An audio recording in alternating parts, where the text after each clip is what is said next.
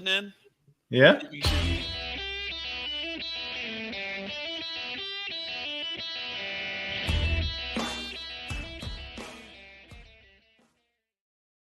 My That bad. is the third time in 2 weeks you have played me off. Oh, man. Oh, I love you, Matt. I love it, man. I am so thankful that my foresightedness brought this trio together. Yes. If we ever have a headquarters, I'm gonna have a picture of myself, and under it's gonna say the guy that made it happen. The president of fun. The president of fun and jokes. Yeah, it's funny. Without Matt, I don't know if we ever would have combined forces. He's a life, man. He's a lifeblood. Yeah.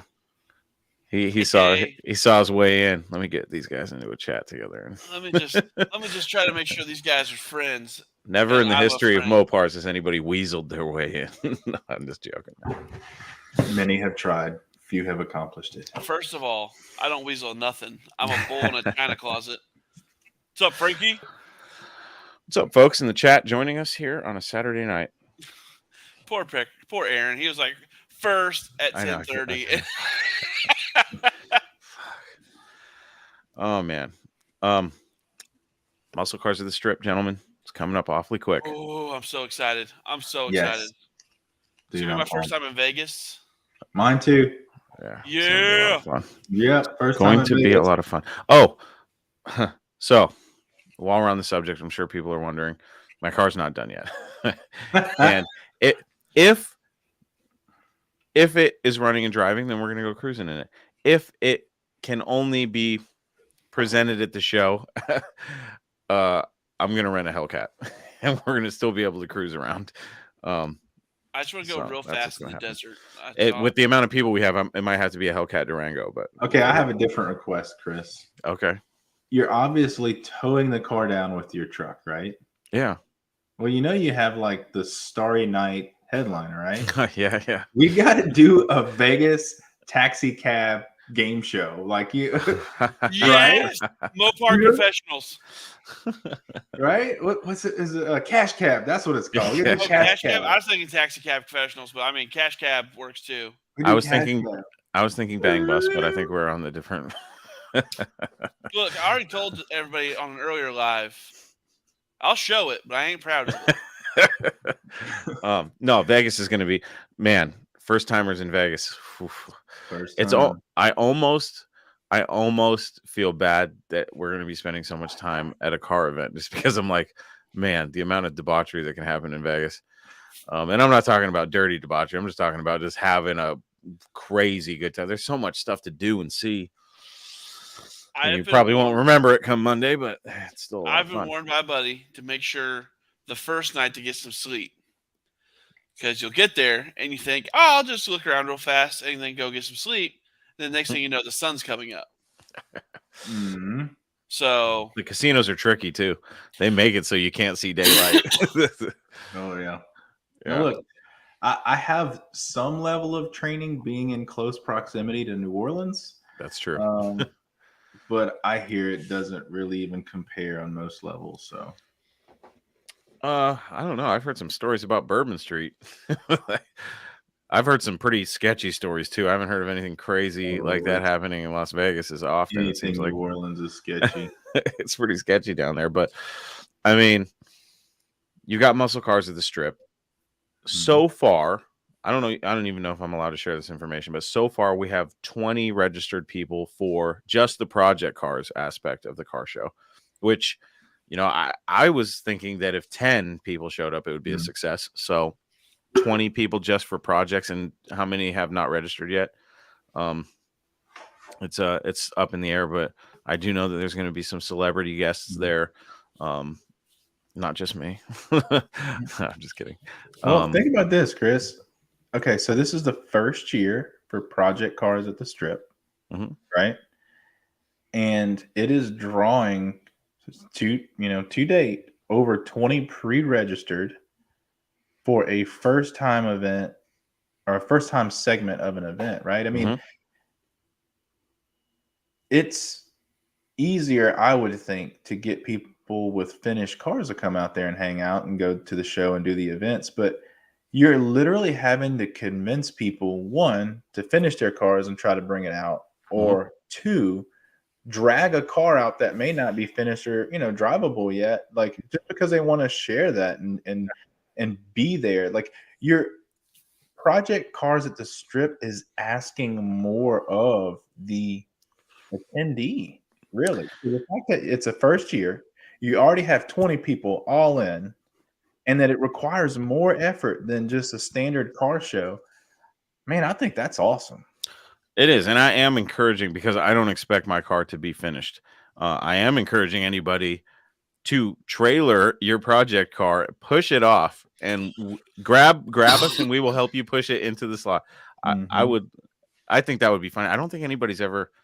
I mean, I'm sure it's been done, but I don't think like duct tape drags or anything. I don't remember seeing a bunch of people just bringing their project cars just to show off their project cars. You know what I mean? I don't think it's been done. Mini truck shows all the time. Oh yeah. Mini trucks. I love mini truck shows. Those are my people. It's the completed ones are kind of weird at those shows. Like, Bro, I think that's where the term under construction came from, is mini trucks. It's weird seeing a finished one at a show for sure, because everybody's like, "Who dat?" Mini trucks go through evolutions too. Like, you think you're done, and then you're like, oh, you know what? Let me chop the roof off this thing. I mean, I got to meet Georgia at the last one I went to. Well, yeah. I'm a little jealous about that, Matt. Hey, man, you're more welcome in Arkansas anytime. It's in October. I don't know if she'll be there again, but I mean, I have so much vacation time now. It's like unbelievable. My first day on the job, I went right to the calendar and started filling it out. Dude. You have to.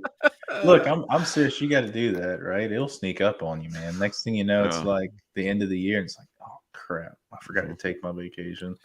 I mean, don't tell the wife, and not to be sacrilege in here, but I have a buddy working on his Fairlane, talking about trying to make it to Ford Fest in Bowling Green, and I'm like, do I have time to take off for that?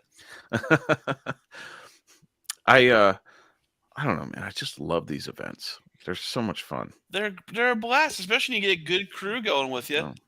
This one I'm especially excited about because it's going to have a lot of my buddies all in one place. It's going to be a muscle car festival / party, and a lot of fun while we work. You know what I mean? I mean, it's the best business trips. It's the best business trips. Yeah. It's work, but it's worth it. Now, if I wander off into the desert wearing a Speedo and flip-flops, just let it be, guys. I want to see you dump the cage of snakes like Randy Quaid.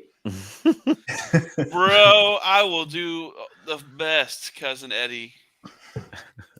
What the craziest thing this year for me about muscle cars at the Strip is the development that Dodge is having a Roadkill Nights event the day after on a Monday. In the middle of the day. They had no choice but to be a part of the event, really. So it was, I mean, I think they needed to do something because they have to get this last edition out there. They have so much time and R&D developed and put into that vehicle. They got to debut it someday. Right. I mean, their sticker department put a lot of work into that, guys. I'm talking about the 7th that they're supposed to unveil this week.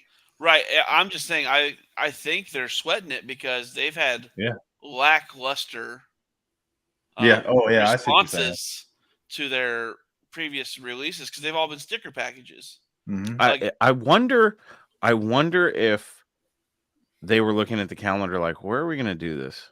And I wonder if they saw the event in Vegas and went, well, we can't have the weekend, but we can do the Monday and then leverage the audience that's already going to be there.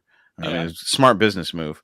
And the fact that they decided to do Dodge Thrill Rides at the event and be a part of it really is a statement about muscle cars at the Strip.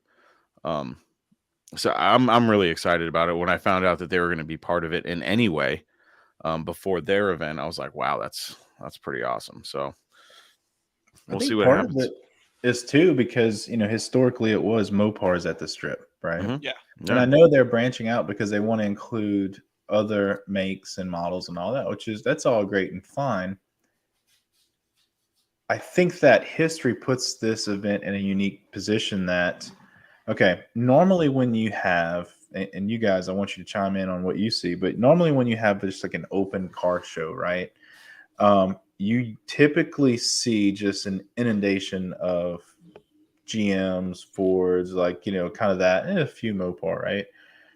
But what's different about this is because of its history, I think that you're seeing a more equal three-way distribution of the big three because your Mopar crew is already kind of used to hitting this show up, right? And they're coming. Mm-hmm. And then you have the bulk of the GM and the Ford people coming out now. So if Dodge is going to do an event for enthusiasts to reach a bunch of people, and especially people that already like your brand, it's kind of a win-win, right? Yeah, 100%. I like the fact that as muscle cars at the strip, it's essentially 3 different events in one. You get, GMs, Fords, of course, Mopars. So there's a little something for everybody. I like that. For sure. First and foremost, I'm a car enthusiast. I like it. I like it all. I got a fetish for Mopars. That's it. And I like knowing that, the different brands can get together and have a fun event, and I like the fact that it's segregated because you go to some of these car shows and everybody's intermingled. If I want to go just to see the Mopars, show me where the Mopars are at. Cool. So for those types of people, they can just skip right past, like if you're a Ford guy, you can skip right past the Mopars and the Chevys and go right to the Fords. So I just like how it's structured. I think it's going to be good. it's gonna be great. Yeah, I think so too. Joe's Mopar mess is going to be there, and he hasn't even registered yet. So that's 21 that I know about. I'm not registering. I'm just going. So that's 22. Yeah, it's. I'm just really excited just to be first and foremost together with all my friends in one place again, or most of my friends. That'll be a lot of fun. Holly, I have heard the new Banshee. And it is what it is. I was telling Matt earlier that at work we have the new Ford Lightning trucks, the electric ones, and I got to go for a spin. I was impressed. Like, I don't like it because there's no sound and it's not like that exhilarating, car thing, but they move. Electric vehicles move. And that was just a Ford F-150. You know what I mean? The thing, it was fast. I was impressed. So, see, I'm not so much in for electrification yet. I'm not there yet.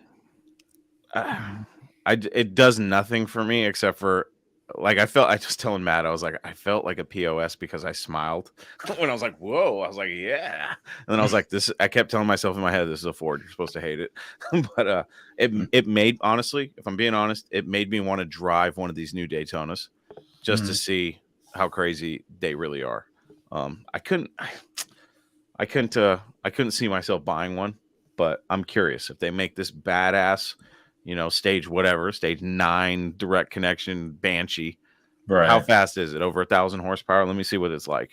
But I have to have the sound. I have to have that guttural feeling when I mashed the throttle. This thing was absolutely silent. I think their improved sound is better than the one when it first debuted. They had been tweaking with the noise. Yeah. The new one is better.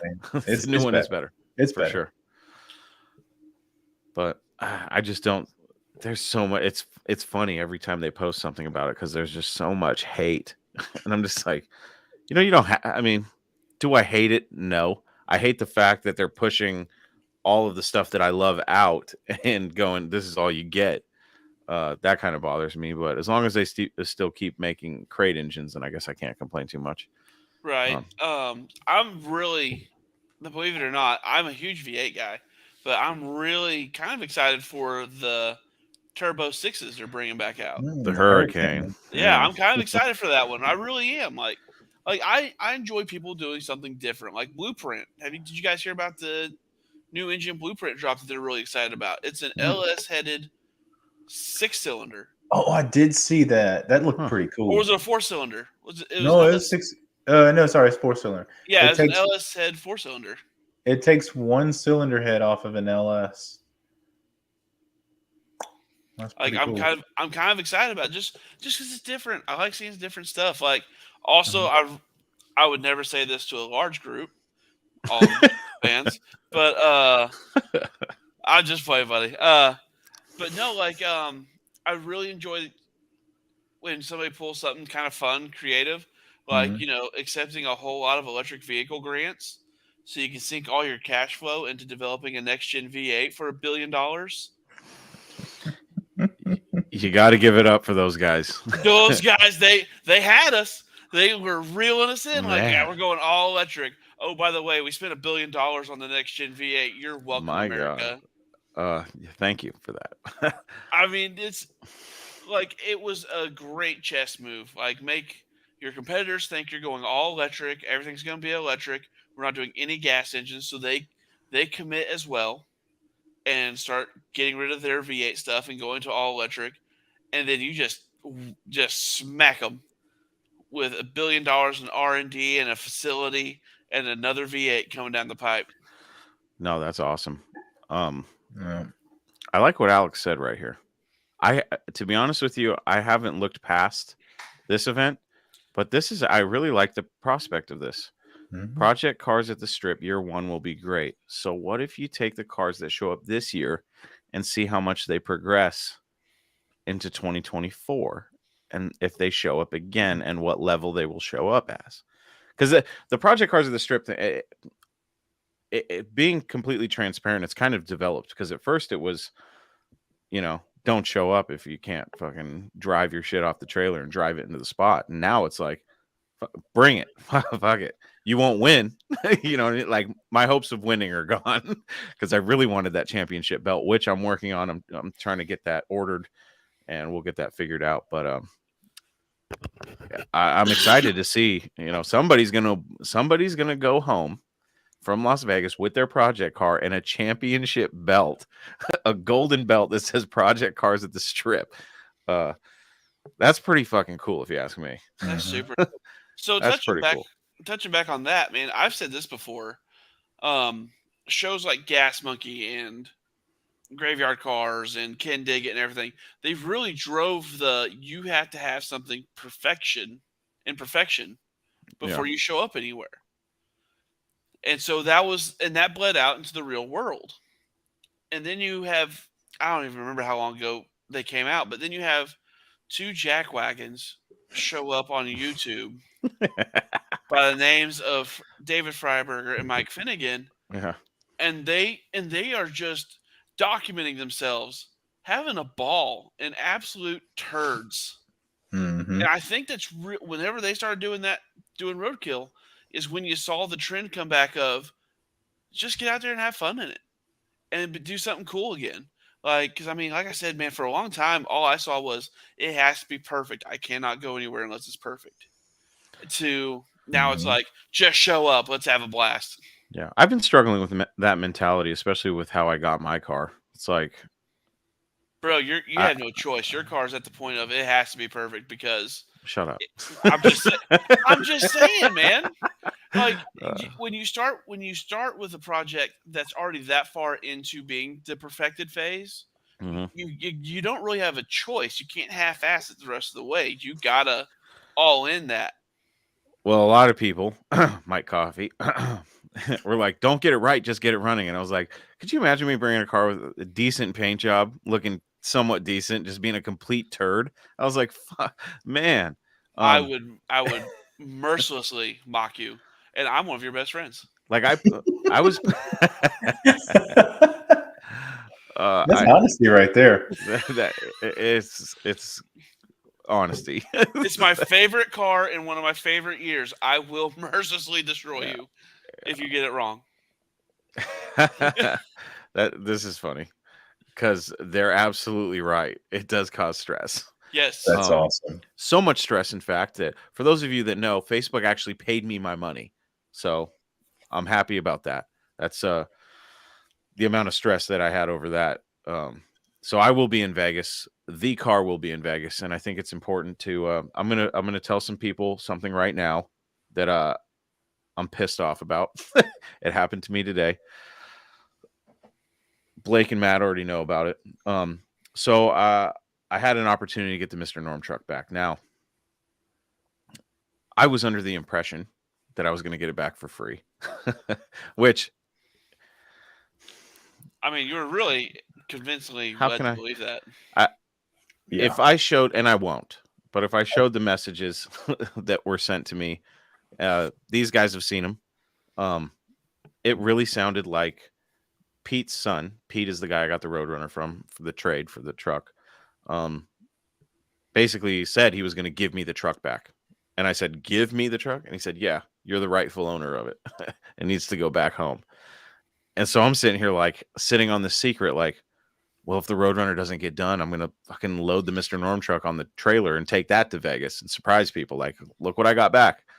When it came down to brass tacks and getting the truck back, the kid asked me how much I was willing to pay for it.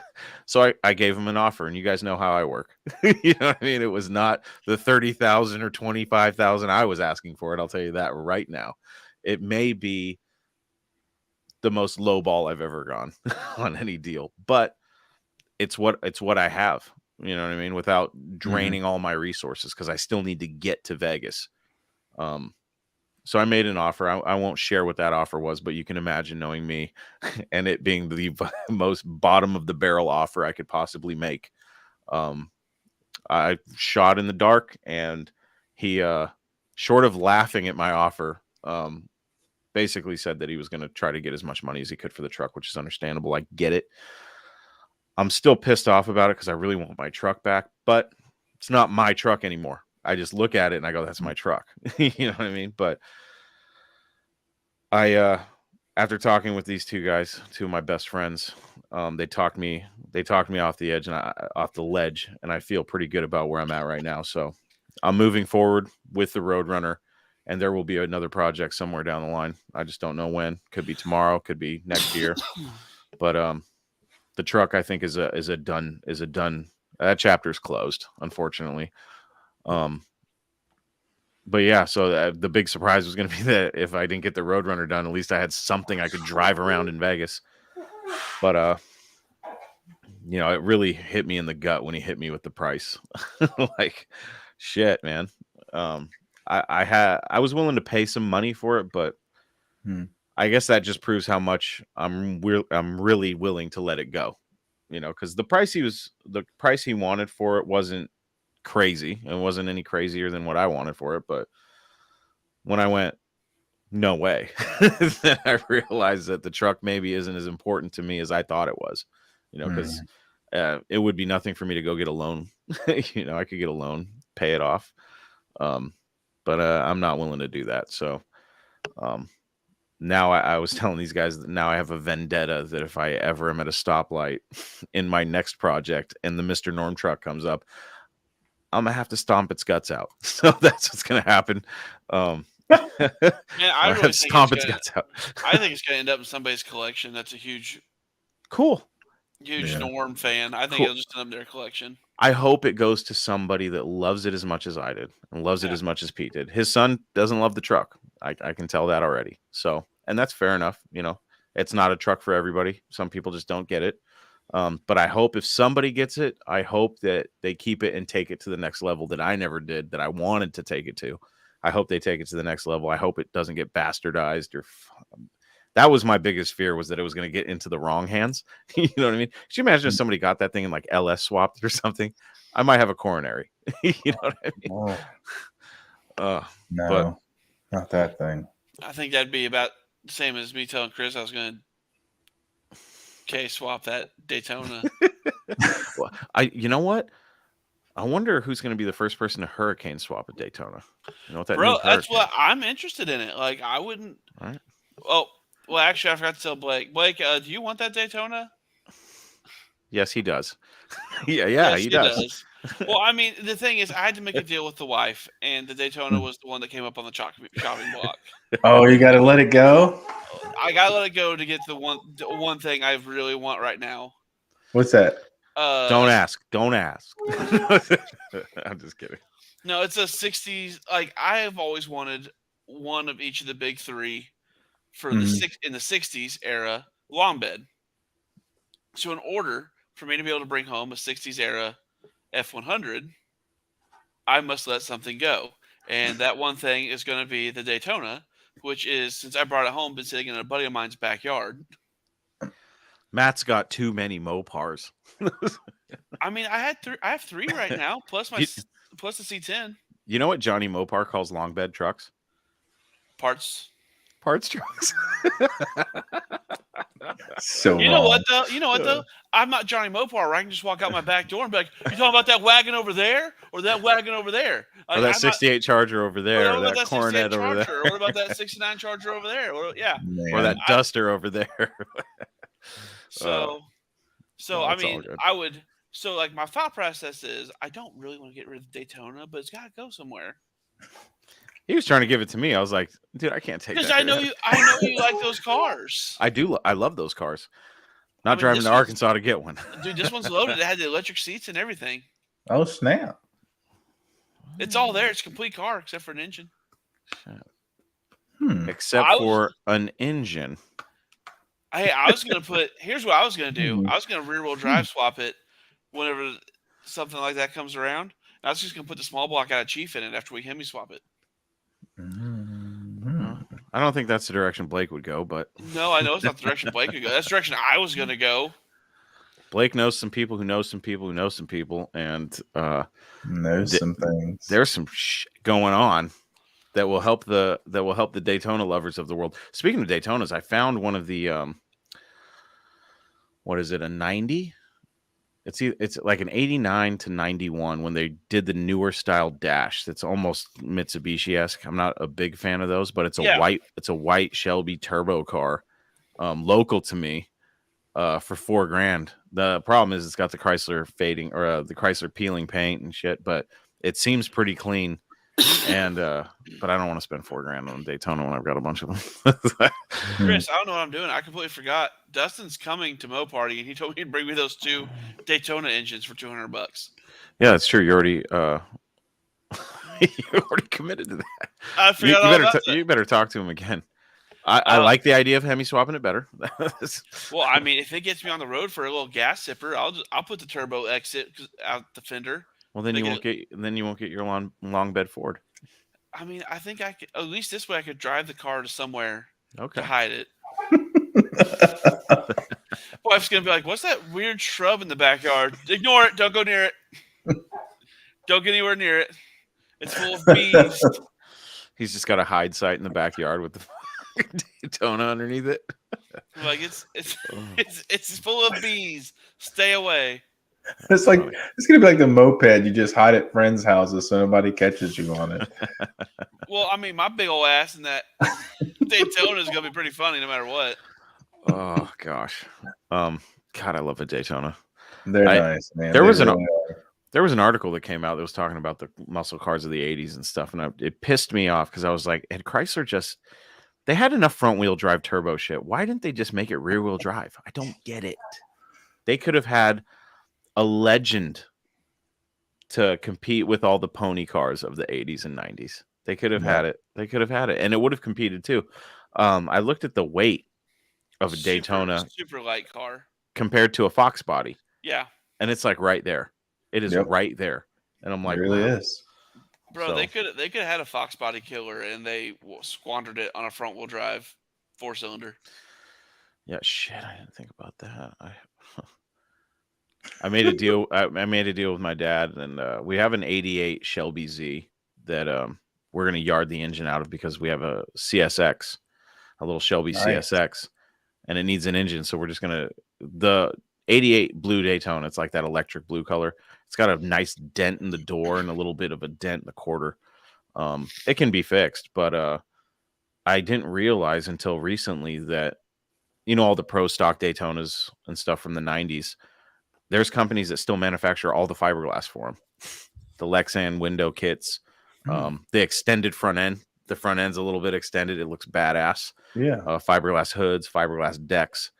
And so I thought, wow, it sure would be cool to build a little small tire Hemi powered Daytona. That'd be pretty cool, because I have the 87 red Shelby Z that needs some parts, and the blue car was going to be a parts car. So I was going to get, my dad and I were just going to strip it and just keep all the parts, for safekeeping. And then who knows what we're going to do with the shell. But I was like, hey, let me just get the shell so I can put together a little small tire drag car.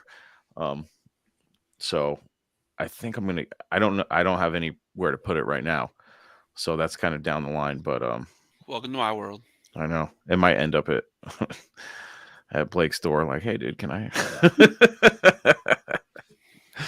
I'm gonna have a monthly payment plan with Blake for storage for my shit. Bro, I can tell you right now, like if I had that little Daytona when it snowed, it was gonna be a hell of a time. Dude, those little Chrysler cars you just throw some studded snow tires on the front and you can go anywhere in those things. Man, it's just like around here, like everybody's like, oh, we get a lot of ice.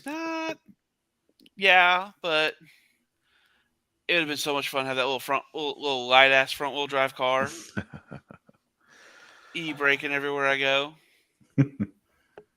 Back when cars still had handbrakes. Yep. Yeah, dude. Man. Gosh. So everything is now like electric brake. Everything's electric. Yeah. Yeah. Hit the button. You hear it. It's like your car is constipated or something. It's like.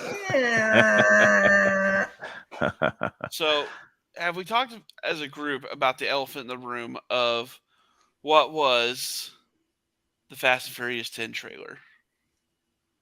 I saw it. Did you see it, Chris? No, I haven't watched it yet. Bro, it's so over the top. Is it? Ridiculous. Like, wait, I know. Did we see the same one?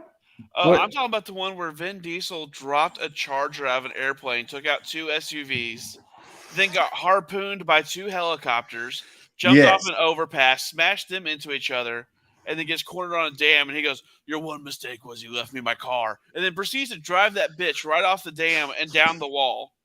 I did see that. Hold on, you guys talk for a minute. I'm going to watch. I'm telling you, man, it's so over the top. They're getting, you know what it really is, right? Someone said this to me, and I'm like, nah, holy crap, you're right. Triple X.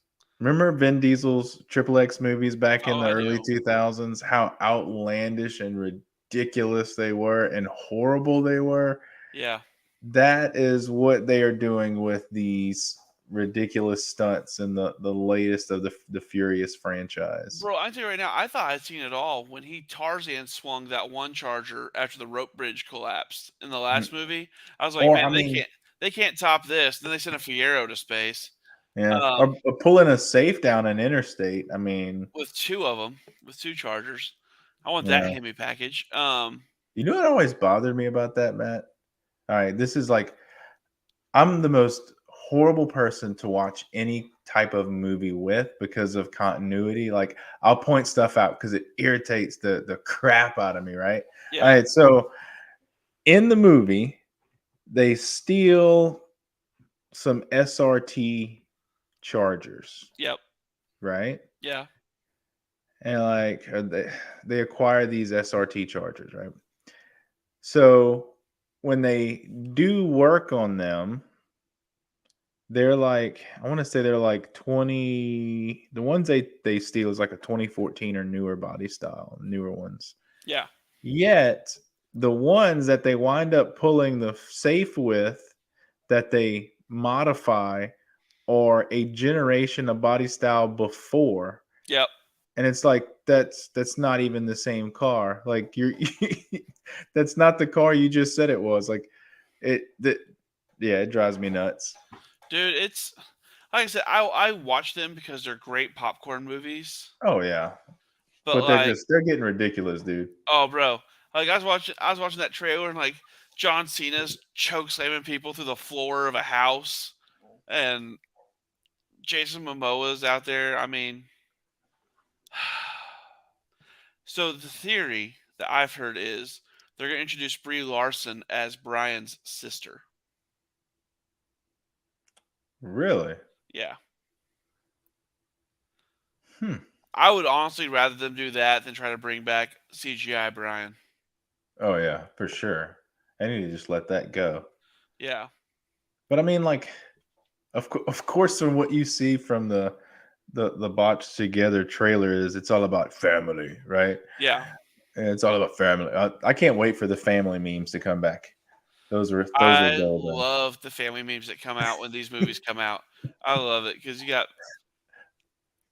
Oh yeah, it's gonna happen. But it's so supposedly like the synopsis you get is his son gets kidnapped and they have to, hunt the bad guys down to get him. Yeah. Yeah. I don't know, man. Like I'm gonna watch it and I'm gonna love it. Oh no, I'm gonna watch it for sure. But like that's not a question. But like when I watched that trailer and they're like, he's like flying out of that airplane and body slamming military car. Look at Chris. Look at Chris. You know what he's seeing. You know he's seeing this shit right now. He's looking at it. One mistake was you left me my car. Let's talk comparison. The first Fast and the Furious, the OG, the original, and what we have today. I mean, the original was like believable-ish, right? Like just super a bunch believable. of super believable. But do we not love to watch and rip on all the things in the first one? Like that, the one-liners from the first one, like those are just, it's nostalgic at this point, right? It's like, Granny, is it Granny shifting and not double clutching? I need 2 bottles, the big ones. I'm gonna blow and Harry, I need them by tonight. Oh yeah, change to the manifold, and the whole fucking floor pan falls out. Right, and you're like, they didn't know. Almost had me. You never had your car. Like Jesus Christ, it was so bad. But I mean, like those events almost could have like happened in real life, right? So it was like, okay. Oh, you know there was a Vin Diesel cruising around in his little import. Oh yeah, for sure. Like 1,000%. Yeah, like, for sure. You ask any racer, any real racer. It's not how you stand by your car. Yeah. Oh man. Everything he says in that movie, even when he like pulls out Paul Walker's license, he's like Brian Earl Spillner. Like Jesus, everything he says in that movie is like a one-liner. What cracks me up, he goes from like his normal Vin Diesel, like almost kind of high-pitched voice in the first movie, to then he comes back and he's doing like his Iron Giant gravelly voice in the rest of the movies. Like you can barely understand him, and you're like, what? Yeah, he kind of sounds like Sylvester Stallone. Fun facts for everybody in the chat: Vin Diesel's first acting credit was the Iron Giant. He was the Giant. Really? Yeah, that was his very first acting credit. The best thing about the Fast and the Furious movies, if you ask me, are the Mopars in them. For sure. I never thought I'd see a wing car in a movie that got such a big part. Like the clone Daytona that they had. I loved it. Yeah. The only heartburn I had it had an LS3 under the hood. Yeah. All of them do, unfortunately, except for the Charger in the last movie with that mid-engine Hellcat. Oh, that was cool. So, Chris, what'd you think of the trailer? It was ridiculous, like all of them are. I was, honestly, when I saw Jason Momoa in it, I was like, oh, it's got Jason Momoa and Vin Diesel. I'm going to make sure my wife watches that one. Your boy's going to have a good night. Your boy's going to have a good night after that. My wife, that's her thirst traps. Bro, I will never let my wife forget it. We went to see a movie, and the first Aquaman trailer or Justice League trailer came on, and Jason Momoa walking out of that lake shirtless, covered in tattoos. She, I was right there. I was like, I'm right here. And she's like, and she goes, And I have never let her forget it. And she's like, you've made it into such a bigger deal than it was. I was like, do you know what you would have done if like Wonder Woman trailer came on and Gal Gadot was up there? And I was like, you would have been pissed. She's like, pissed. I don't know, Matt. I kind of want to go swimming right now in the ocean. She's gonna be out there. She's gonna be out there like, you heard about Game of Thrones, right? And I'm like, no. Letty's Roadrunner was awesome. Letty's Roadrunner was awesome. Look, I thought that was cool, but for some reason, man, that burnt orange one in the graveyard scene, and the other one, Dom 70 Roadrunner with the A12 hood. Yeah. Oh, that was clutch. And then they wrecked it. Yeah, they wrecked it. Joe Dirt and Fast and the Furious will forever go down in history as the two movies that featured a wing car. Joe Dirte. Joe Dierte. Try to church it up, dirt boy. Gosh, yeah. I really want to see a car movie come out for car enthusiasts. You know, something like that's a mix of. Did you ever see Lowriders? I did. Love that movie. I thought it was pretty good. It dives so deep into the culture. It's so good. Yeah. Like, what's it called? Lowriders. It dives into the lowrider community of Los Angeles. It's like the 8 Mile of lowriders. Yeah, it really is the 8 Mile of lowriders, but it's so good. It was a really good movie. Yeah, it was a good movie. Huh. I want to see something that has a little bit of 2-lane blacktop mixed with like I don't know. I always thought Cannonball Run was a good movie because it had all sorts of different cars and it had the Dom DeLuise as Captain Chaos. I mean, I don't want to talk about him. Dazed and Confused was a great car guy movie. And it wasn't even a car movie. There was a Superbird in that movie. Oh wait, was it? No, it was a Duster. There's a Duster. There was a black. I think there's a scene. I think it was Dazed and Confused. I think I even did it as a high performance parts once. I kind of forgot, but they go to like a drive-in or something, and in the background is a black 70 Superbird, which is funny because I don't believe there was ever a black Superbird made. I will have to watch that movie. I have it on Prime. I'll have to watch it again and see. It's in the background for a split second. You see a Superbird, a black one. I've never seen that movie. You never seen Dazed and Confused? I'm not a huge movie guy. Don't feel bad. I didn't see it until like a year or two ago. My wife's like, you would love this movie. I mean, the opening credit is a GTO judge cruising through a high school parking lot in slow motion. It is Dazed and Confused. Oh, nice. Yep.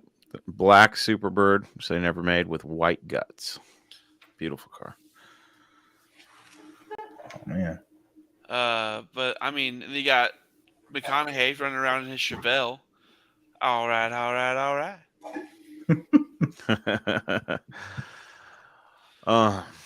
I mean, so we keep talking about it, but I mean, trust me, the acting would be horrible and we're not going to do any actual acting, but I mean, heavily document a Route 66 road trip with Mopars. That would be fun. That'd be a lot of fun. Does Route 66 cut through Vegas? I don't know where it goes. I don't know the route. I know it ends. I've been to the end of it at the Santa Monica Pier. I got some buddies here that want to go to where it starts in Illinois and go all the way to the pier and take like 2 weeks doing the whole thing. And I'm like, I don't got that kind of time. So like I was thinking hit it where it starts, where it picks up in Joplin. And then, this is a 61 D150 put on top of a NASCAR that I thought was badass. I was going to share this at some point, but I thought it looked killer. They took the body of this truck and laid it on top of a NASCAR. Oh, wow. A Craftsman truck. How badass is that, dude? Sorry, I didn't mean to derail you. Oh, you're golden. You're golden, man. That's awesome. You brought a swept line to the picture here. Matt's cool. Yeah, I'm fine. Look, you put a Duster or a Swepty in front of me, I'm good. I'm just saying, if Matt does not create a shirt that says Schwepty balls, he's not doing something right.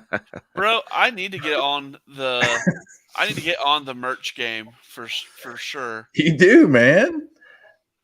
Because I do throw a lot of liners out there that would make great shirts. Indeed.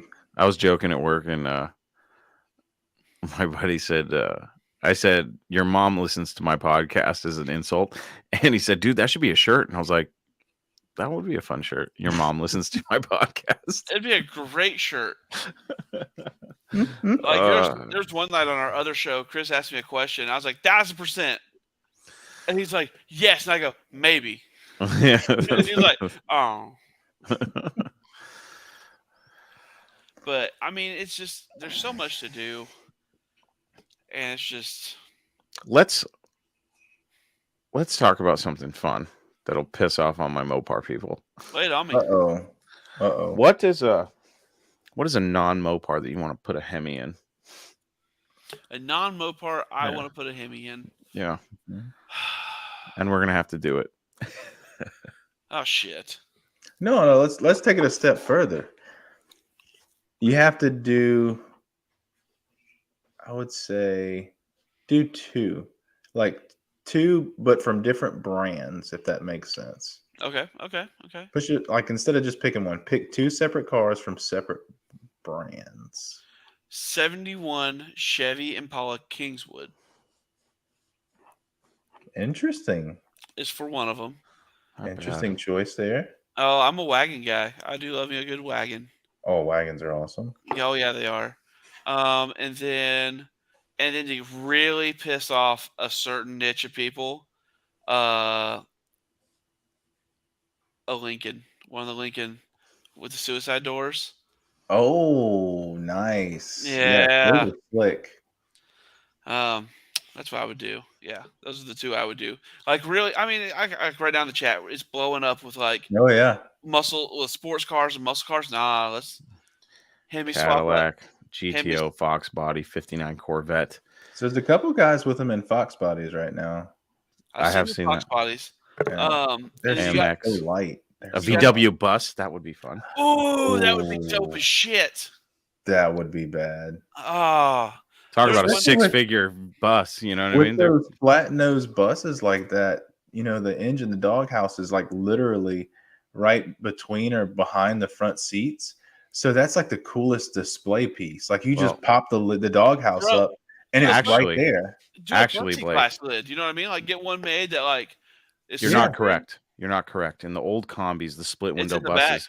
It's in the back, so you would pop the back, and there would be. I'm thinking A100. That's what it is. You're thinking A100. I'm thinking A100. Sorry. Somebody definitely needs to. Blaine. He's got the. Yeah, he's coming tomorrow. Yeah. He's coming to drop by tomorrow. He texted me pictures of his drive shaft he had made. How big is it? It's small, huh? That's what she said. No, seriously, his drive shaft. I want to say it's like 18 inches. That's hilarious. It's like this big. And he said he owns a graphic, like a sign shop, like that's his business. And I said, man, like you have to get like a hilarious sticker on that. So he said, there's like this brand of bagged pickles, like little pepper pickles or something, like little. It's something funny, and it's like a play on having a little pickle. And so he's gonna make that label and like wrap the drive shaft with it. So I thought it was pretty funny. That's pretty cool. All right, those were my two. You guys go. Blake, you first. Oh, you want me to go next? I want you to go next. All right. Well, it's no secret that I definitely want to swap a Batmobile Corvette. So an 80 or 82, 82. They're such pieces of shit, but I love them. Ever since I was a kid, I thought it looked like the Batmobile. So I still want one, but I don't want the anemic 350 in it. And then the other one, I've talked about it before. I would love to have a Hellcat DeLorean. Dude, that would be badass. DeLorean. DeLorean's one that would make people just lose their ever-loving minds. I like the idea of I love cult cars. I actually thought about doing a podcast just about the cars that have such huge cult followings. Oh yeah. I thought about that for a while, but I just don't have time. That's crazy. That'd be a good one. Yeah, that would be. That would blow people's minds. That'd be pretty awesome. Yeah. All right, Blake, your turn. Cool.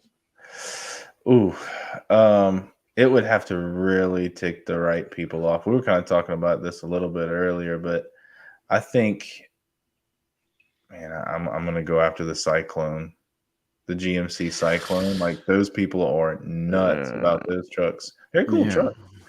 I would do that one for GM. I like it. I would say a Grand National, but that's already been done. It has. And that thing is a beast. Hell National, yeah. Yeah, Hellcat and the Grand National. That thing is a beast. So there's that.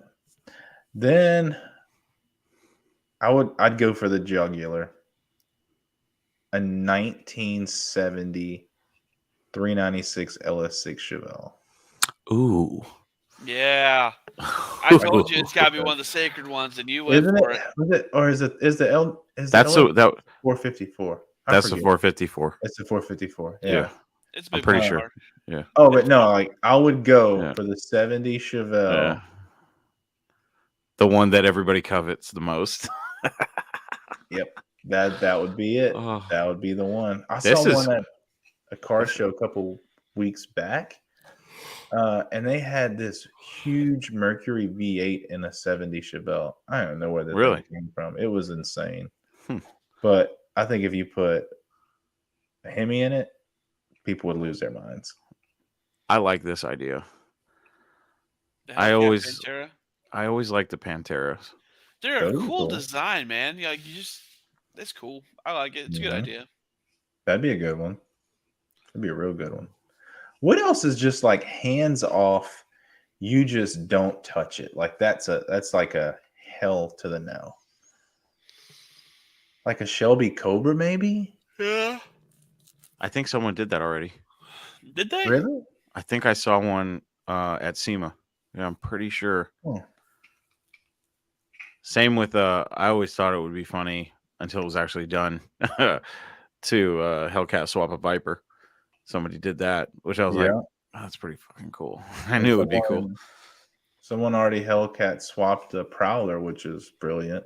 I love that because I do like the Prowlers. I just wish they had something cool under the hood. Gosh, a boogie van. I really want to see a Hellcat boogie van. I know there was one out there. I don't think it's done yet. But a Hellcat boogie van that would be awesome. I got one. This one would piss some people off. 69 fastback Bullet Mustang. Okay, well, yeah, somebody said a Boss earlier, but a Bullet. Oh, there you go. In the chat, there it is. Yeah, but no, a Bullet would be like, because that's like their go-to sacred. Steve McQueen killed a Charger with this car. You know what I mean? Like, yeah. An Eleanor, that would be a good one to Hellcat swap. A Lamborghini Huracan, I would love to Hellcat swap. Oh, you got to go after the exotic. Well, Ferrari will come take their stuff back from you. No shit. They reserve that right before you purchase it. Yeah. Mm-hmm. Yeah. So what was that? Dead Mouse. Remember that, Matt? It was like this rapper guy. Oh, Dead Mouse is the DJ. DJ, yeah. Oh, DJ. Okay. What did he do? Who did he piss off? Ferrari. So he had a Ferrari, and the dude wrapped it like in this obnoxious blue color with like his logos on it. He wrapped it, and Ferrari's like, "Oh hell no!" Like basically, Ferrari's standpoint is the car is an icon. It's a licensed trademark, right? And so he changed the badges. Like he had some custom like little Dead Mouse badges made for it where the stallion went. And like Ferrari came after him, dude. Wow. Yeah. His own car. They came after him. They came after him harder than Ford went after John Cena over that Ford GT. What? Did you not hear about that? No.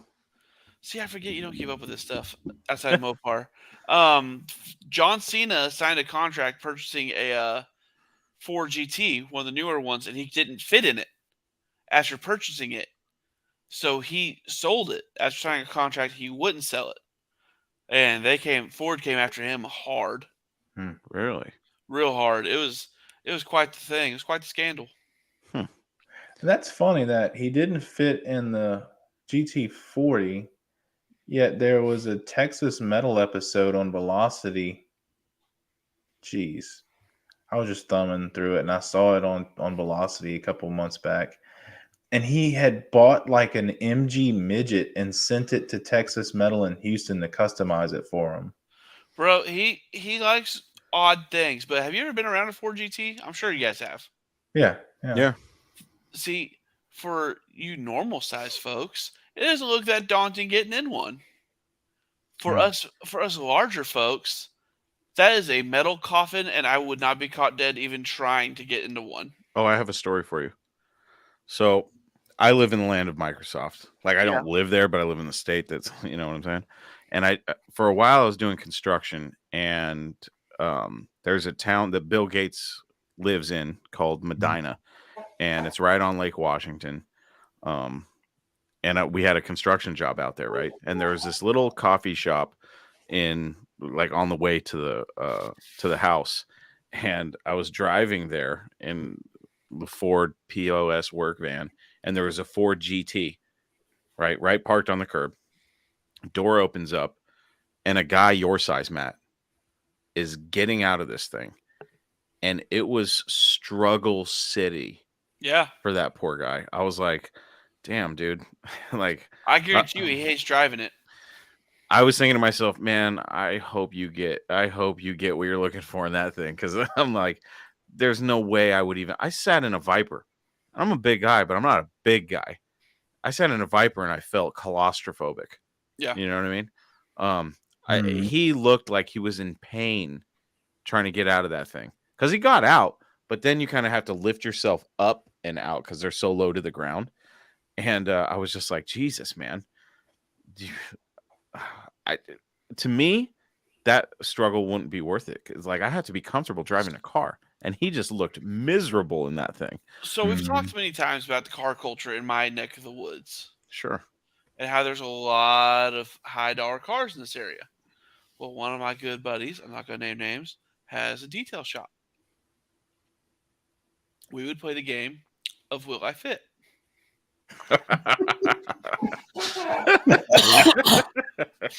And 9 times out of 10, I did not. Wow. But I did get to go get my hands on some brand spanking new. I say hands on. I just got to get around them. Red Eyes and stuff like that when they came in, because they would come in, and as soon as they got, like, a lot of them, if they had them delivered, they would have the delivery truck deliver them just straight to his detail shop so we could do the paint corrections. Damn. Immediately, and then paint protection wrap. So I was getting to see these things with like 5-10 miles on them. Jeez. And it was glorious. Just absolutely glorious. Here's a good question. What's your guys' favorite non-Mopar muscle car if you had to pick one? Non-Mopar muscle car. Honestly, if you asked me, okay, put the big three in order. Obviously, Mopars first, Chevy second, Ford third. That's just me. Yeah. That being said, I like a nice Mustang, but I grew up. My stepdad had a '68 Pontiac Le Mans that was kind of like a GTO clone. He swapped out the 350 for a 400. So I've always liked the '68 GTOs. I think they're a gorgeous car. But if I had to pick one, I don't. I don't consider it a muscle car, though. And this could be debatable, I guess. I consider it a sports car. I wouldn't mind having a 69 Corvette, big block car, 427. It's a sports car. It's a sports car. I can't call it a muscle car. I have to call it a sports car, so I can't say that. Car. Yeah. I don't know. I've always had a thing for Corvettes. They're good rig. I absolutely, now looking at the car, I'm like, ugh. But when I was a kid, I absolutely loved the movie Corvette Summer.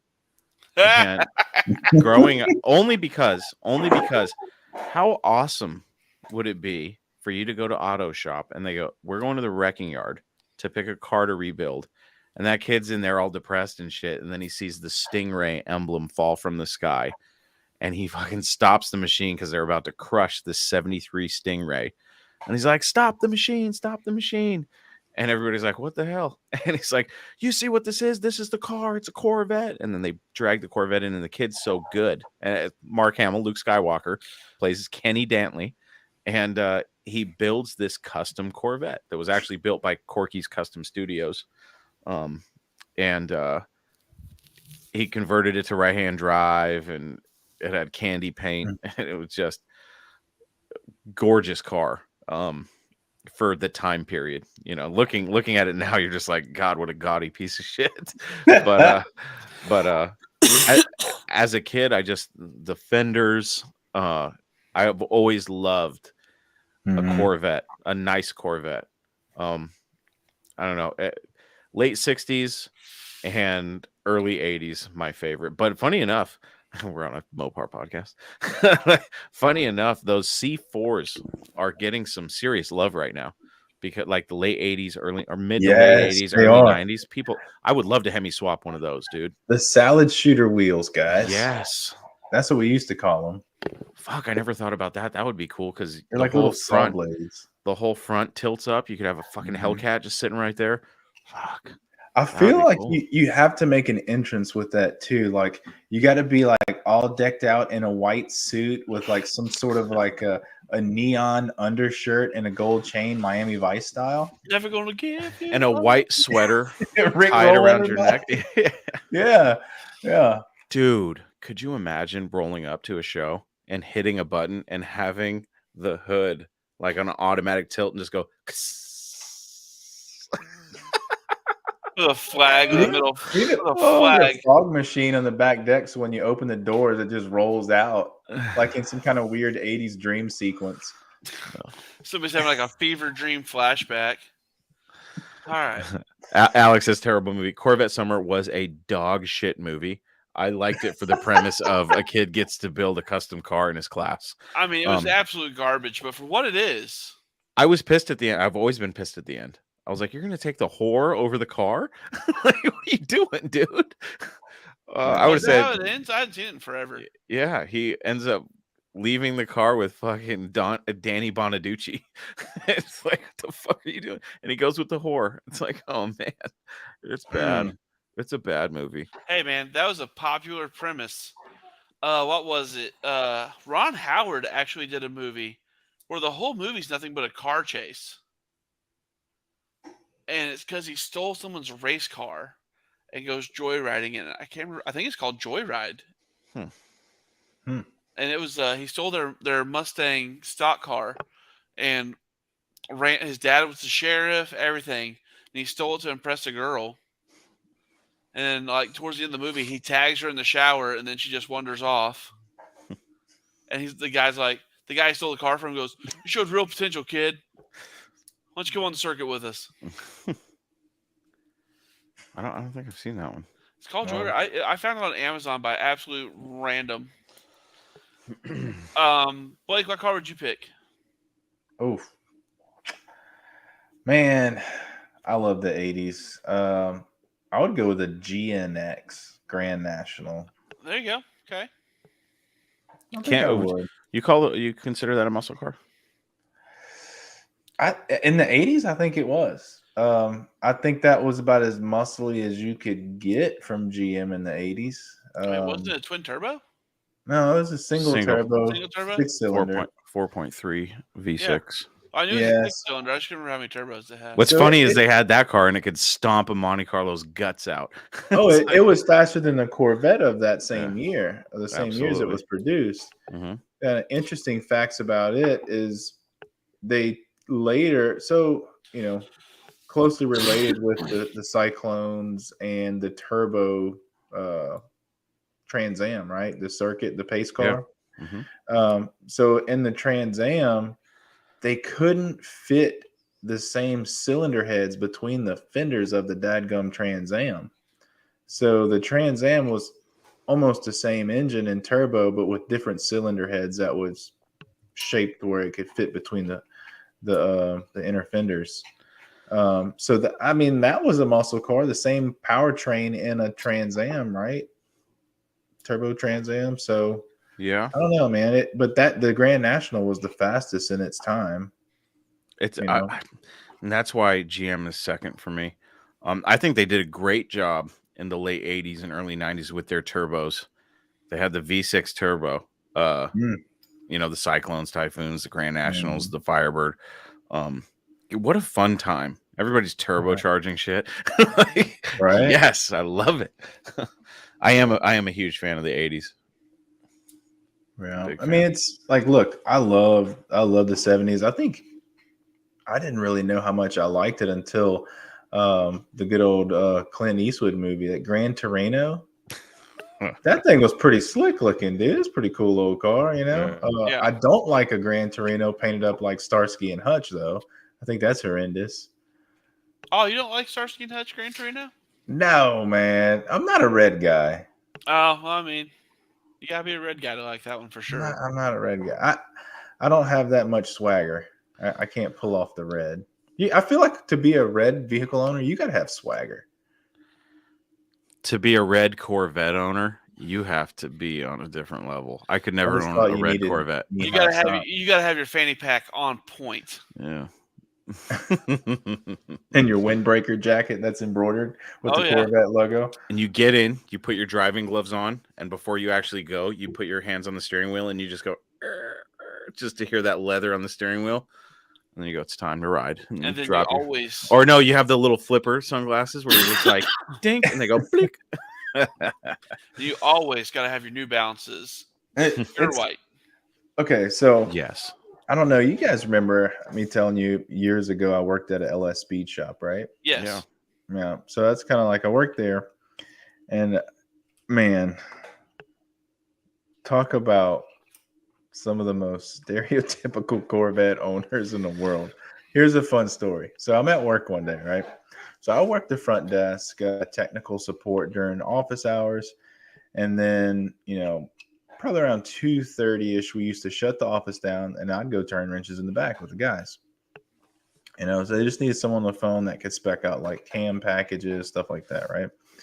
So in this time frame, this was what, 2000? So this is like the height of C5 era, like when they were, you know, this is like 04, 05. So 06 is when the sixth generation, 05, sorry, 05, 06, when the sixth generation Corvette came out. You know, people weren't really modding those yet, but the C5s, people were tearing into them, doing cool stuff, upgrades, whatever.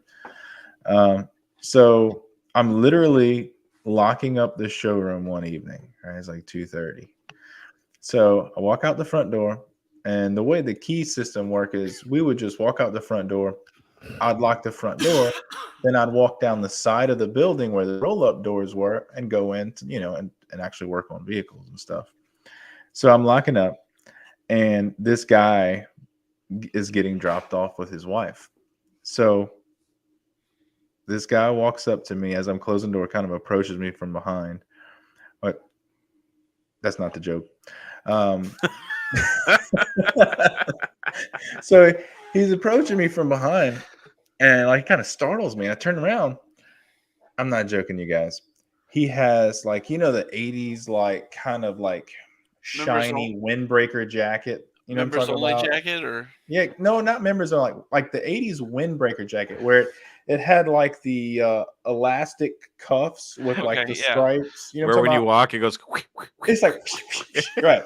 Okay, so it was like this black windbreaker jacket, and on the back, it was almost like a bald eagle, loud and proud, just spread from shoulder tip to shoulder tip. It was like the biggest Corvette logo embroidered on it that you could even possibly imagine. Okay. Then he had a matching, like the same material trucker cap with the Corvette logo on it, right? Oh yeah. He had a Corvette watch. He had a Corvette T-shirt. He had Corvette knee-high socks. The whole shebang. He just didn't have the fanny pack, right? He did. He just wasn't wearing it that day. Yeah, exactly. Probably not, right? So he looks at me, cold face, and he says, "I'm Jimmy. I'm here for the Corvette." I literally look at him. I look to the side of the building where we have 10 of them in the lot. 10. And I'm like, which one? Like, he was like, I have a Corvette. Yeah. Like, I'm the guy that brought the Corvette. I brought the Corvette. It's like, yeah, dude, they're everywhere. It's not That's hilarious. Like, this dude was so stereotypical. He was so proud, man. And I'm just like, oh, god dang redneck Ferrari, man. I want now Q a week from now. I'm gonna have a shitbox Corvette. Oh, like, God. dude, they're cool. Like, we used to cut up in them. We had fun in them. I'm not bashing them, but it's just like I am. they have. I mean, I guess us Mopar people, we have weird followings too, but there's this certain group, dude, that I'm just like, oh my dear gosh. I want to be the guy that makes Corvette guys go, oh fuck no. Not this guy. You scoundrel. What's tough is I love rust, and you really can't see rust on a Corvette unless you look underneath it. So that'll be tough. But we had a cruise in at a local Twin Peaks restaurant. This was about, I guess, a year ago when the new C8 Corvette came out. Something like that. It was like when you were first, like people were first taking deliveries of them, right? And so I was at this show, just walking around, whatever. And so this guy had just got, I mean, it's like bare bones base model C8 Corvette, just had taken delivery of it. Paper tags in the window. So he was out there showing it off. A lot of people huddled around, and this guy was just, man, he was proud peacock. Look, power to you, man. It's awesome. But what got me is they were older persons, which there's nothing wrong with that. But it's just funny that I walked past and looked inside the car. This car is probably like 3 days old. Both the driver and the passenger seat have a orthopedic foam cushion in the seats because they couldn't stand how rough it rode. Oh man, dang! I'm like, oh, yeah, got my new Corvette with my orthopedic inserts. That is so funny, man. What is it with? Yeah, the Corvette thing it cracks me up. Being a hardcore Mopar guy, but it's funny. Like I was thinking about it.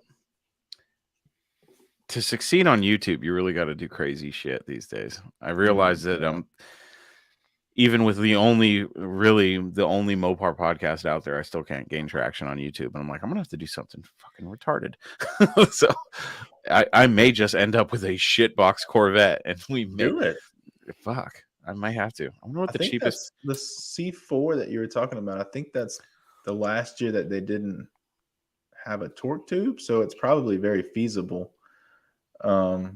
Otherwise, C5 and later have torque tubes. So yeah, I wouldn't do something new. Like I said, it would either be the 80s and early 90s, or it would be my dream, which would be an 80 or an 82, just because they're shit engines anyway. But I've never had a problem with the styling of that one in particular. But like the late 70s, where they didn't have the little lip spoiler in the back, it just looks like dog shit. But the 80 or 82, I don't know why. It's like it would be my as a Mopar guy, it would be like my secret. You know what I mean? Like 80, I have a Corvette that nobody knows about. 82 was the 30th anniversary edition. 20th. Oh, 20th? Wait, no. No, it's 30 because 52 or whatever was the first Corvette, right? In the 50s? 82. Yeah, I'm wrong. My math is wrong. But I think, hold on. Chris can't math. I can't. Oh, dude, another. All right, I'm sorry. I'm bombarding you with Corvette stories because they're everywhere. This is how I knew that was an anniversary edition Corvette. Okay. So I'm a tech at a local performance shop, right? And this was after I worked at LS shop. This shop did anything, any old school and diesel. They also did modern diesels. This guy comes in with, whatever that, it's an anniversary vet from 82. It's like black with like a silver collector's edition is what they're called. Bottom. Is that what it was? A collector's edition? It's just a collector's edition. Yeah. Good looking car, right? It kind of had like those turbine wheels on it, pretty good looking car. So he comes in and he's like, hey, just bought this Corvette. And I I think it's a numbers matching engine in it. I think it's pretty tired, and he was right. It was, just old tired 350, nothing fancy. And he's like, all right, so my buddy sold me this 350 and a turbo 350 trans. I want you to swap the powertrain out in it because this is fresh, and then I'll take the numbers matching engine, stash it on the side, and whatever. I'll rebuild it one day or something. All right, cool, no problem. Right, so I go to town, and I yank the powertrain out, and literally the day I'm about to put this other powertrain that he had brought to us to put in, he comes up and he's like, all right, now I'm gonna give you a little education here, Sonny. This here is Corvette Corporate Blue. I'm gonna need you to paint that engine Corvette Corporate Blue. And so I'm like, shake up the can, do a little test spot on the piece of paper, and I'm like, that's Ford Blue. No. To the untrained eye, that is Corvette Corporate Blue. To the untrained eye. Untrained, and he's like, he's just trying to convince me that it is Corporate Blue, Corporate Blue, Corporate Blue, up and down, up and down. I'm like, all right, dude. So I painted the crap out of that engine. Had another guy come into the shop, looked at it, he's like, why, I got a Ford Blue engine in that Corvette. And like everybody coming through the shop, right? I literally went, because we rebuilt diesel injection pumps. We had a full inventory of engine paint. One of those was Ford Blue. I did a test spot right next to the can he gave me. Couldn't even tell. Like it was Ford Blue. So the guy comes, picks up the car. He's tickled to death. He's like, man, it looks great. The engine's beautiful. Everything's detailed and clean. Goes to the first car show and gets laughed out of the car show. Oh, no. Oh, man. Yeah. But I didn't know what I was talking about. That was cool. Man, well, when you don't listen, you kind of bring it on yourself. That's true. No, buddy. Oh, gosh. Yeah, there's just something about these fucking cars. God, that would be awful if I had a Corvette. That would be so bad. We should do it just to aggravate people. That'd be fun. I really want to put a Hemi in one. I think that would be fun. Where can we get one? Gee, if only we... Are you talking about the Corvette or the Hemi? I was like, gee, if only I knew. Hemis, we have plenty. We got like 8 of them things floating around over here. I just wonder, how big is a Hemi compared to a small block 350? I can go measure one here on the stand, but I don't have a small block at hand. Well, let me ask you this, Blake, because people do LS swaps. How much bigger is the Hemi than the LS? Not that big. The heads are wide. Yeah. But I mean, if I had a longer cord and my lights on, I'd be like, well, let's eyeball it. Yeah. I mean, hold on, let me get a light on. I don't know if there's enough room. It's the big cylinder heads, really. I mean, it's not that massive of an engine. Like when you take the cylinder heads off and put it next to like an LS or a small block 350, it's almost the same, man. It's not that big. See, look at those heads. Look how wide those heads are.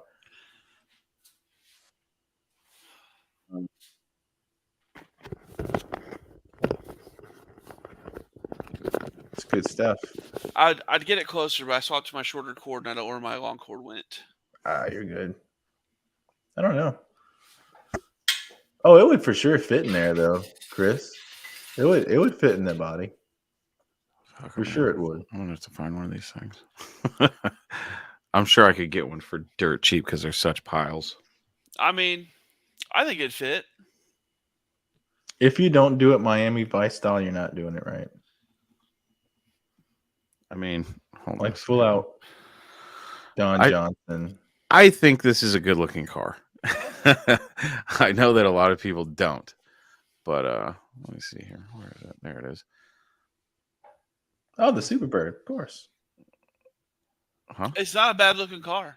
No, it's not bad. I think you're right though.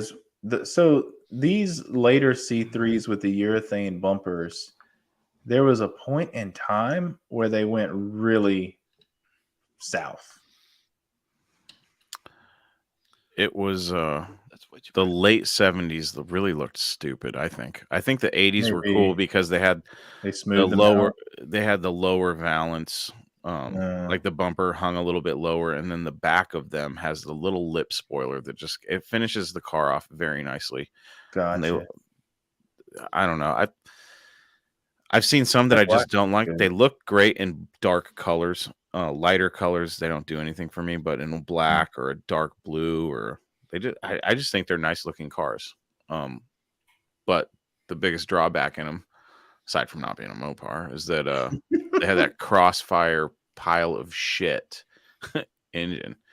But I don't know. I think one of those, pop the hood with a Hemi in it, I think that would piss a lot of people off. Oh, for sure. Oh, that my would be God. cool. I just realized with that light on, you can really see all my shit back there. Give it 10 years and you'll all talk about Hellcat owners the same way. I already do, Fro. Those rats. This guy's got a point. Give it 10 years and you'll talk about Hellcat owners the same way as Corvette owners. I already do. Like, oh man, Mopar guys make it really hard to like Mopar guys. We do. Tall John, what's up, buddy? Yeah, the problem being a car guy, but having, like, for me, I'm like so invested in Mopars now that I would feel dirty having something else, but I kind of like the idea of feeling dirty. Oh, I'm a hooker. I'll own anything as long as it's cool. All right, y'all got me. Now I'm gonna look on Marketplace, see if I can find something. You done did it now. Well, I mean, is it cool if I talk about what I would own? Yeah. Oh, sorry, absolutely, man. Absolutely, Matt. It's about time. No, it's okay, guys. It's your show. Sorry, man. Yeah. Go. Do you think? Actually, I don't know what I'd own. I just wanted to be dramatic for like 5 seconds. You don't know what muscle car you'd own? Man, because I own it. I own my dream muscle car. You know what I mean? So, and a lot of people wouldn't even consider it a muscle car because it was supposed to be the compact gas sipper. You know, sure. Like if I really had to pick something, it'd probably be a Bullet. I'm gonna be honest. It'd probably be a Bullet or an Eleanor. Fastback Mustang. Yeah. They're nice. I mean, now you can actually call it an Eleanor. Yeah, now they lost that copyright lawsuit. It's funny because I'm a brand whore, but I'm not. You know, bro. But I mean, the thing is, like, did you hear about what they're doing with the Eleanor? The people that the family of the guy that designed the first Eleanor. No, they copyrighted the name Eleanor. So if anyone named their car Eleanor, they would just show up and take their car. Yeah. The YouTuber. Do you know? I don't know it really well, but there was this YouTuber that was building one, and they just straight up came take it. Is that correct, Matt? Yeah, they just straight up took it. They're like, "Sorry, it's copyrighted. You're breaking copyright law," and took it. Wow. And like they had a multi-million-dollar collection of cars because they were just seizing completed cars in progress. Like they were just seizing them. And a lot of people finally rallied up and were like, no, they're stealing these cars.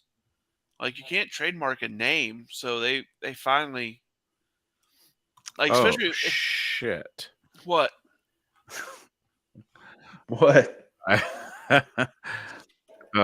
just found a God.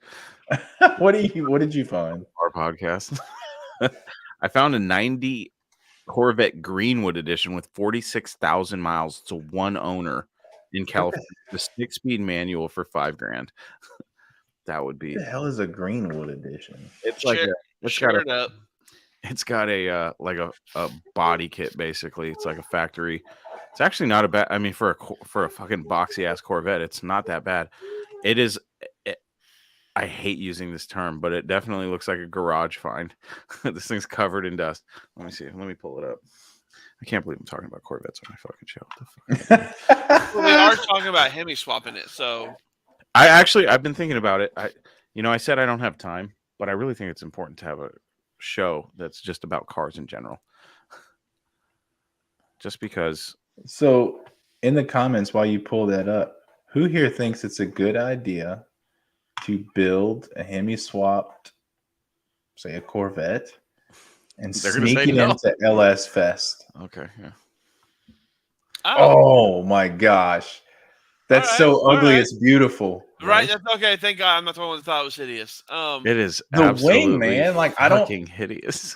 I don't know whether like to go take it on a shopping trip or what. God. Like, it's bro. This honestly looks like the car like the high school bully in any early '90s movie would have drove. 100%. Yes.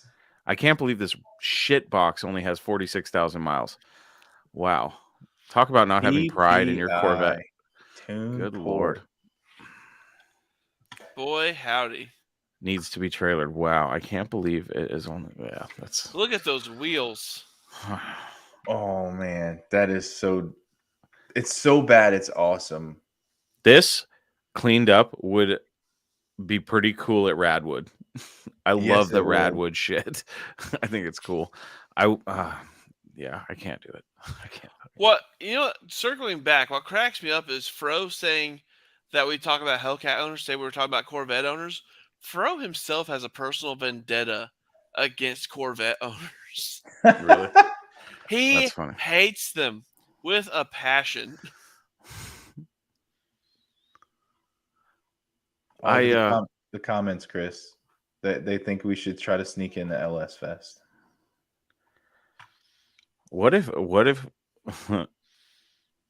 could you imagine if all three of us had GM cars that were fucking Hemi swapped and we just rolled in like a squad? Look, I'm already having to give up a Mopar car just so I can get my Ford truck. I don't have anything else to give up for a GM car. No, I think I'm set on a Batmobile Corvette if I ever got one. It would have to be the Batmobile because that's my childhood. Aside from Mopars, the Batmobile Corvette. Why are these things so expensive now? Like, you used to be able to get like a fully restored Corvette like that for $8,000. Inflation, my guy.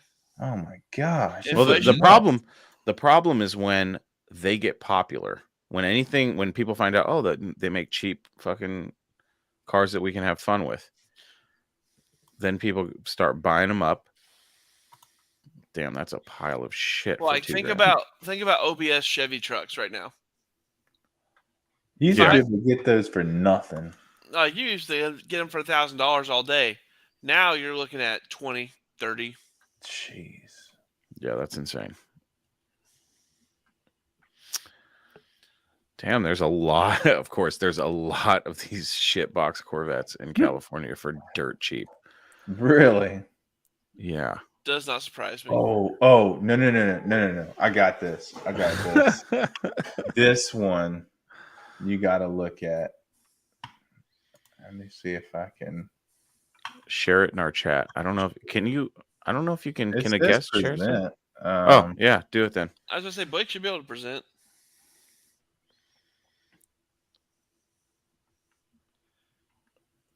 All right, let's see which. All right, this one.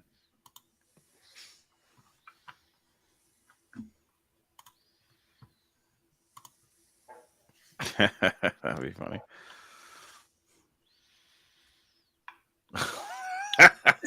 What is this? Like, what is this? Oh my god, he's got the stick-on side vents, the fender vents. Yeah, the port vents. Like, what is this, dude? Man. Okay, at the risk of sounding somewhat racist, I wasn't expecting it to be a white guy that owned it. That's so wrong. Oh my god! I mean, like, it's got the little shutters, or I don't know if you call it the little blinds, mini blinds on the taillights. Is that what that is? Those are the hater blockers. Yeah, those are the hater blockers, man. Oh my god! I'd have to wear sunglasses inside. Oh, it's red on red on red. I mean, what is that, like a little tuner? It is what is that, three different shades of red. Little TV he's got up there on the dash. Good god!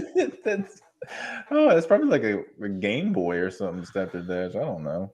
Bro, I miss old school Game Boys. Like all this. That is really you guys bad. realize though that this guy built this car and he thought it was the fucking coolest car. Oh my God, that's so bad. All right, now I'm on a mission to find something worse. How would that feel though if you feel like you have the baddest shit on the block and you go to your first car show and people just start shitting on you? Oh man. Oh God. That is the worst. That is probably the worst thing I can think of, and now I want to feel that experience. Do it. Do it. If I can find one for $2,000. I just found one. That's a little I don't know if I can do that one. God. Your voice is not deep enough for that one, is it? No. How many Daytonas and Lasers have been Hemi swapped? I know of at least 3 or 4. You do? That I've seen online. One. Yeah. It was done really well. There's a black one, there's a red one. There might be 2 red ones. There's definitely a few of them out there. Holy shit. Jesus, man. I have not looked at vehicles in a long time. These prices are insane. Yeah, I got Chief for a steal. This is nuts, you guys. Wow, everybody has marked up their shitbox Corvettes. Right? That's funny. At a 20-year-old Corvette for $24,000. That's crazy. That's dumb. I've been looking because I've been just hunting around, seeing what kind of Mopars are out there in the market right now, and it's crazy. It's fucking insane. I'm glad I have what I have. Right? Yeah. Hey, yeah. There's a freestanding stripper pole for sale in my area.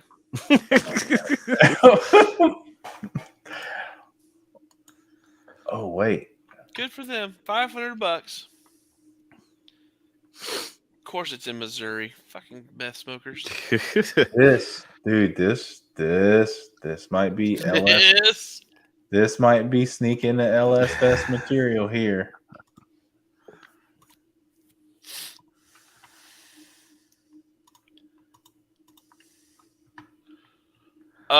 Win, have you seen the Rampage I've shared? The mid-engine 392 Rampage with a wide body kit on it?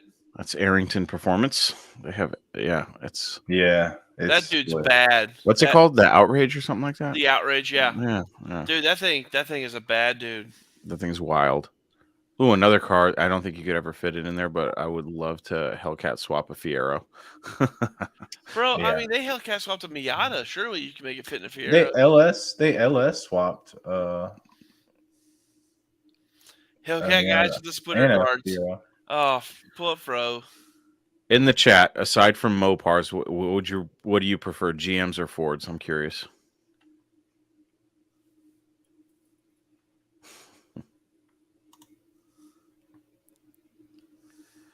Every brand has a group. Cliche: Corvette owners, Hellcat guys with splitter guards, Mustang owners can't leave car shows without entering someone with Universal. These Mopar guys are like, oh, Mustangs, you think you hurt people? Watch this. Bro, I hate takeovers where they block up intersections and stuff like that. I hate it. But I will watch people getting fucked up at a takeover all day. Like, I don't give a shit about you. Like, they'll be standing there like hyping up their buddy, and their buddy like whips his shit right into him. And you're just like, oh my God, how are you walking? There's got to be one somewhere. And I'll say this too: if you look at the auto auctions, the salvage yards, the rate of performance cars getting smashed is unreal because of these takeovers. Like, I mean, we look at inventory prices for like the Hellcats, the 5.0 Mustangs, even like the Scats, the 6.4 Hemis, anything LT, LS based stuff like that. I mean, it's crazy how much is out there. Just the price of Hellcat engines alone, I've been following really closely. So it used to be around $20,000 to get a pull-out Hellcat powertrain. Now I've seen them as low as $9,000. They're probably stolen, but I've seen them as low as 9. Typical right now, the average is 13,000 for a complete Hellcat powertrain. Good Lord. But I mean, where can you go build a 707 horsepower engine for 13,000? I mean, I know people with 408 strokers that they have 15 grand into it, maybe to make 400. I do enjoy a good old 408 stroker though. It's got a good, cool sound to it, but I mean, if I'm spending that money, I'm going all in, man. Oh yeah, I mean, don't get me wrong. I wouldn't pass up something modern for it, but you just can't help but appreciate something like that, an old school 408. Speaking of Starsky and Hutch, I just found one on Marketplace.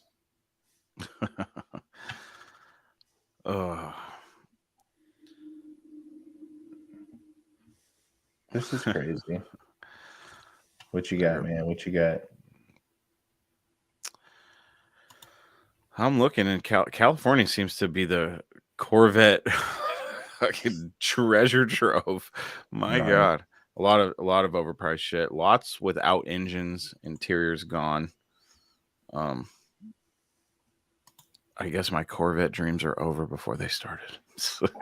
Good. I wonder if Johnny's enough of a friend if I said, "Hey, dude, I found a Corvette. I need to have it stored at your place until I can get down there." I wonder if he would do that. I mean, he'd be like, "Nope, no thanks."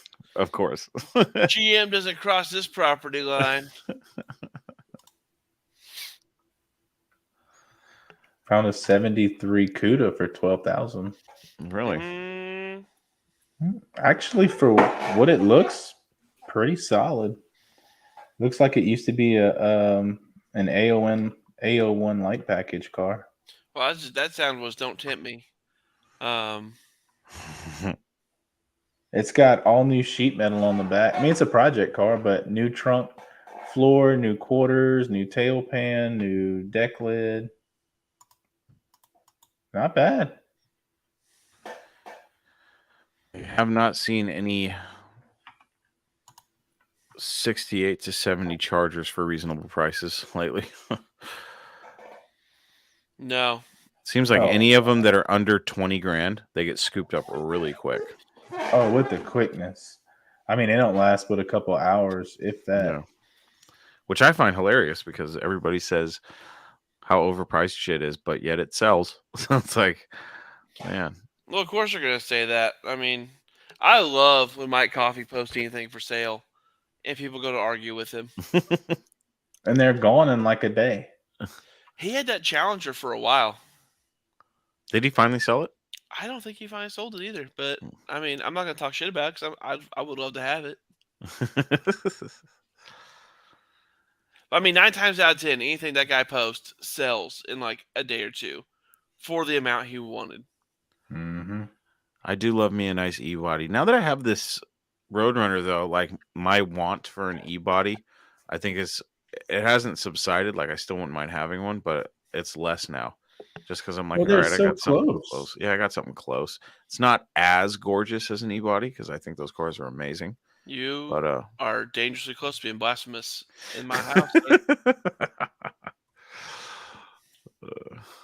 I do wish my car had the air grabber, though. That's one thing I wish I had. I wish your car was at my house, so it'd be appreciated for what it is.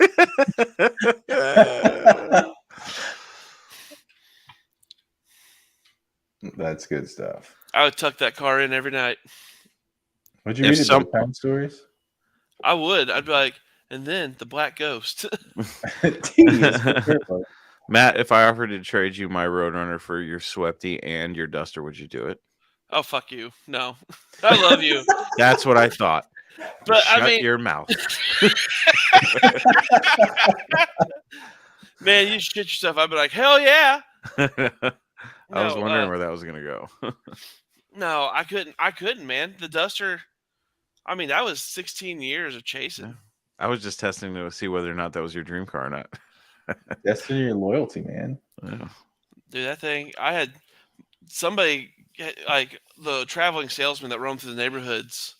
We have a no solicitor sign up, but they caught my mom trying to come in our house.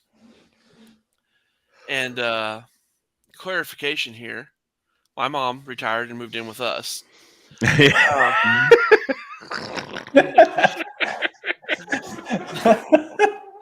So anyway, Mom, more meatloaf. more meatloaf.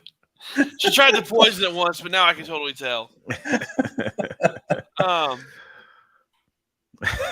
Anyway, they caught her when she was trying to get in the house, and my Duster's sitting outside right now under a cover. He's like, "Is that still that orange car?" And my mom's like, "Yeah." He goes, "Well, he's been working on that a long time. Does he want to sell it?" My mom's like, "No." And I was like, "I swear to God, I see anyone look at that Duster sideways or like get anywhere near it, I will like. If anybody gets close to it, I'm instantly like Zach Galifianakis from The First Thing Over. Don't even look at it. Nope. No. Don't touch it. Don't even look at it. Nope. Yeah, keep on walking, old man. That's right. That's hilarious. Like I am insanely protective of that Duster. But I mean, now if you want to trade, I would. Too late. You lost your chance. Now I would say I would probably give up Chief in a trade for the Sweaty, but I wouldn't give up the Duster, or for the Roadrunner, but I wouldn't give up the Duster. Nice. All right. I was wondering, like I said, just testing you. No, I really love that car. If anyone, nobody should ever doubt my love for that car. You're a better man than myself, because I can tell you right now, if you have a dream vehicle and you give it up, you will always go, damn it, I shouldn't have fucking got rid of it. The problem was the deal for me was it was so sweet to have the Roadrunner. Because it was a muscle car, you know what I mean? Well, I hate to say this on the day of you're still feeling the emotional blow. You mother. But what did I say? What? When you were talking about trading it or selling it, what'd I say?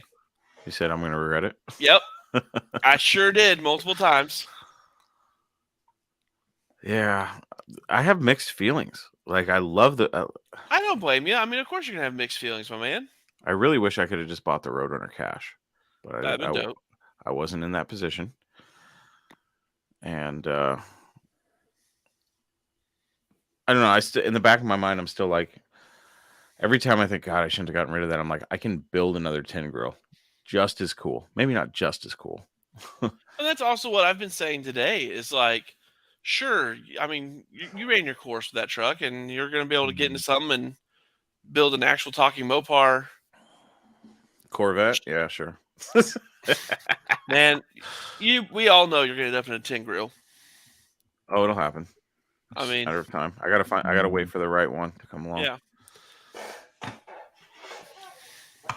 I'm jealous of you guys. You have all the cool stuff up there. What are you talking about? All the cool cars are up northern. Down here, it's like, and you can't find anything. Yeah, we do have some cool shit up here. Bro, I don't lie. Like, I mean, Fro and I almost bought a 4-door Monaco with a BigBlock in it, and a Really? carbon fiber wrap on the hood. We kept passing it when we had to go to Missouri for some meetings. We kept driving past it. So finally one day we stopped and looked at it. We just about purchased it. It'd have been great. Good old Dodge Monaco. I don't know. I also really like as much as I want another tin grill, I really like these second gen 2-wheel drive short bed Dodge trucks, these Rams. As someone who owned, that's the next, man. I'm telling you right now. The Indy and the SST, dude. As someone who owned a couple of second gens, Really?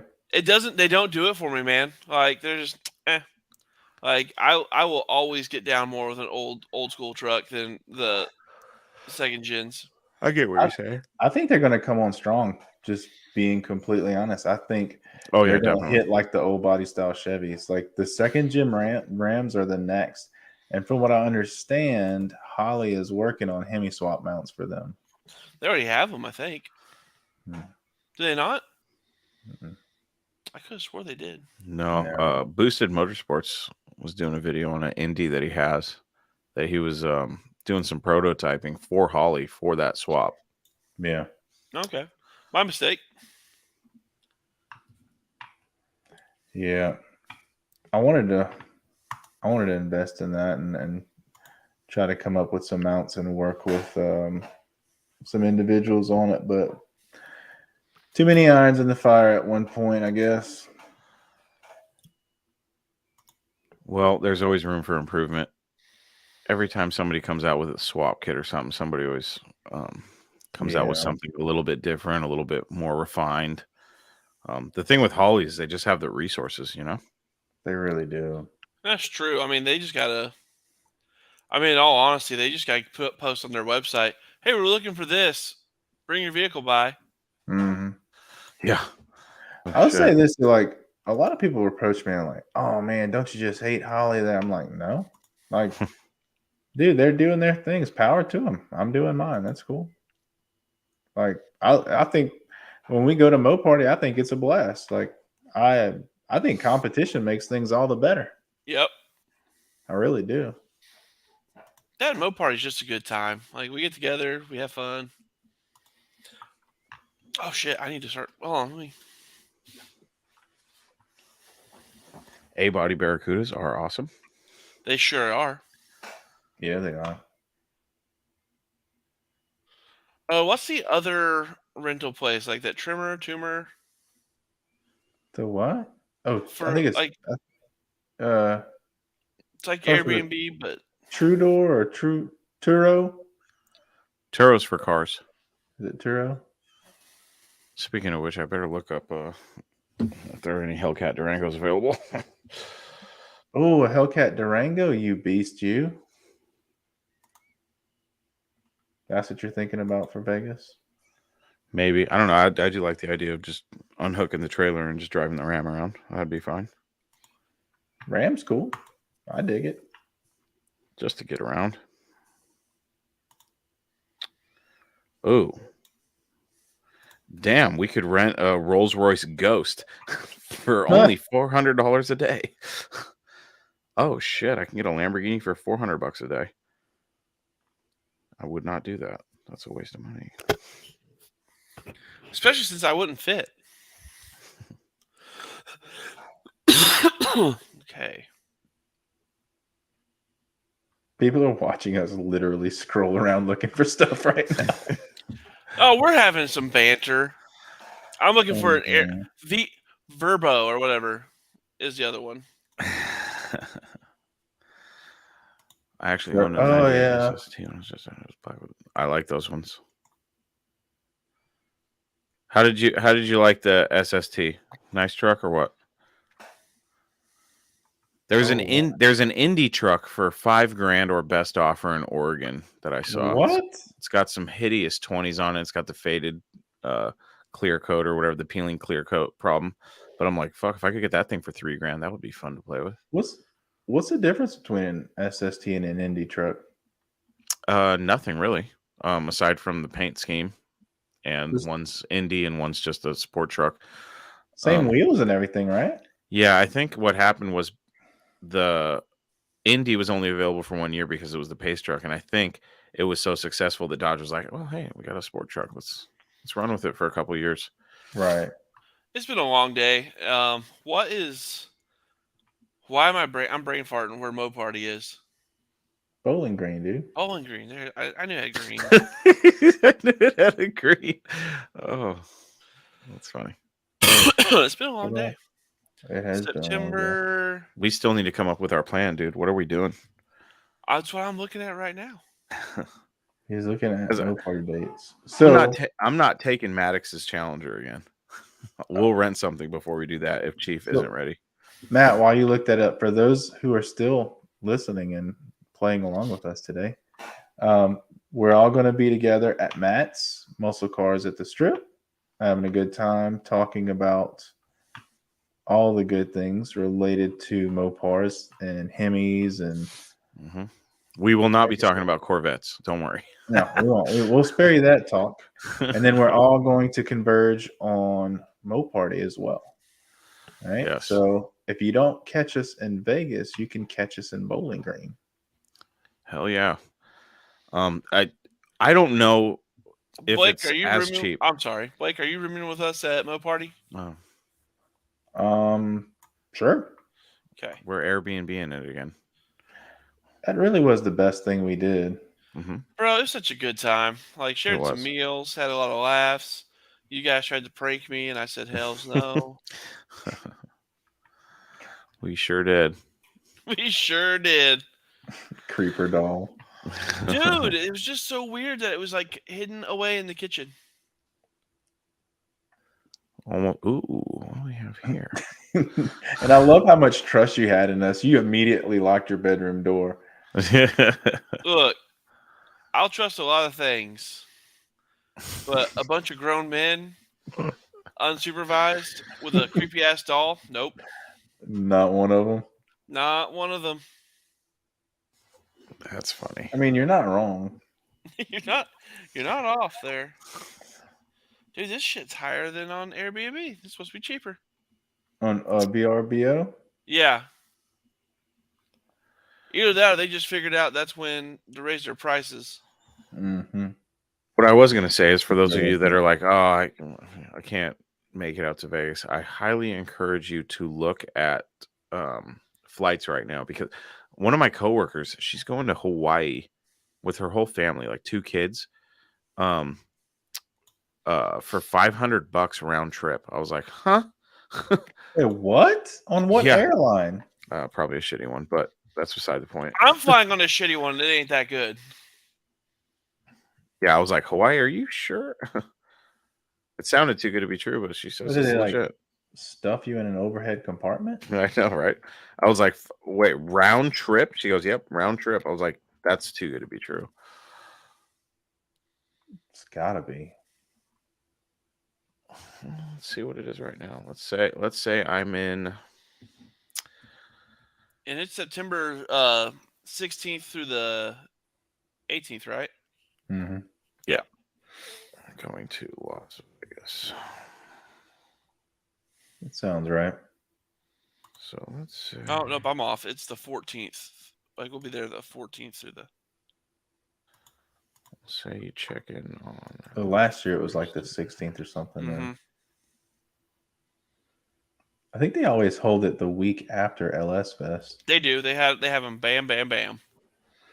Mm-hmm.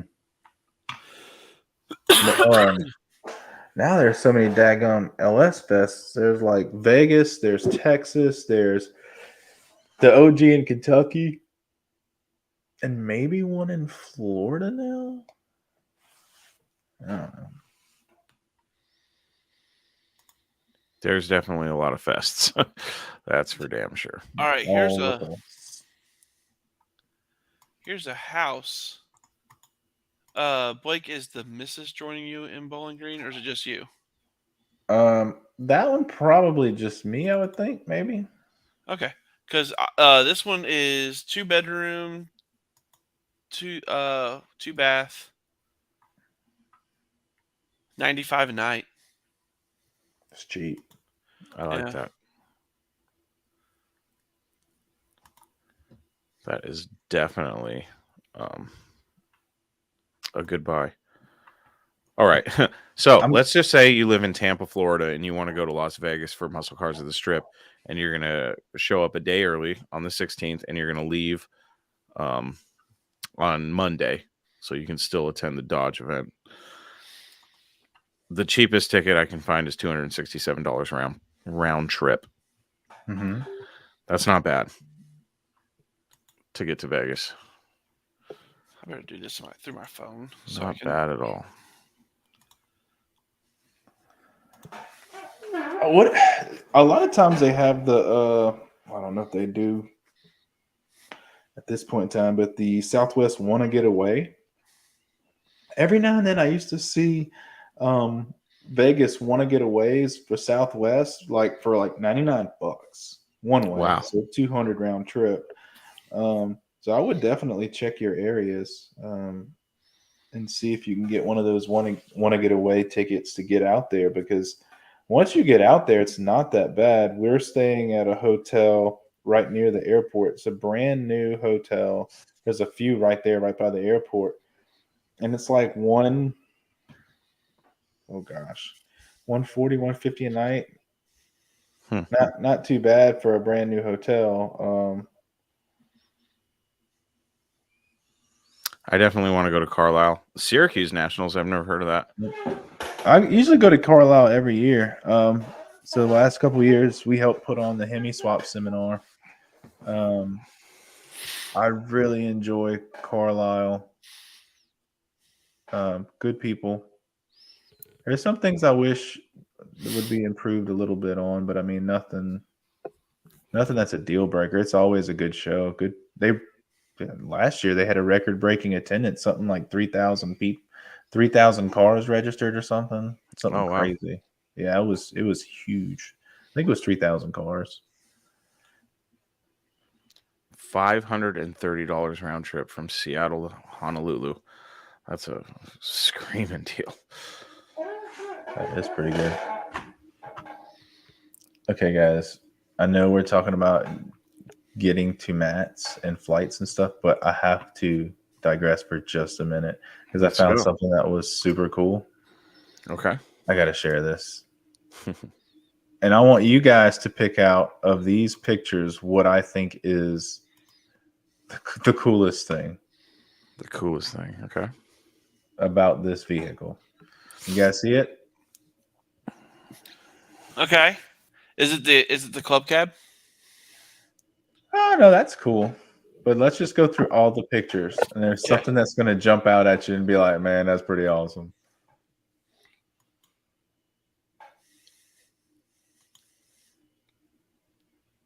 Oh, I see it. What am I missing? It's the underbed storage container door. And it's just on that side, and watch, they open it up. It's a pretty clean little truck, man. Holy shit, that thing is clean. Look at it. It says one owner since 1976. But look, it's got the fold-out club cab seats. Hell yeah. Look at that carpet. The carpet is clean. No. It gets better. Watch this. There's a storage unit. And ready? Bam. Track. Shit. Wow. That is dope. With the matching burl wood. Look at that, dude. Wow. That's a nice little ride there, dude. $5,500? Not bad. Anyway, sorry, I had to share that. I need another tin grill in my life. I really do. All right, we found one that has a 3-bedroom, so 3 beds. $102 a night. Okay. That's good. So everybody's still listening. What's the point of us talking about all that? Is it's still affordable to get out there and get to these shows. Get to the shows, you know? Just enjoy them. You don't have to bring a car. Oh my God. I like the pressure.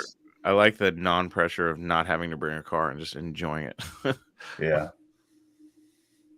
Seriously. Yeah, regardless of whether or not my car is done, I'm gonna have a blast. It's gonna be there, and I'm just looking forward to this. I'm at the point where I can't wait for the event. I can't wait to be there, but there's part of me that just wants it to be over so I can get ready for the next one. I'm selfish like that.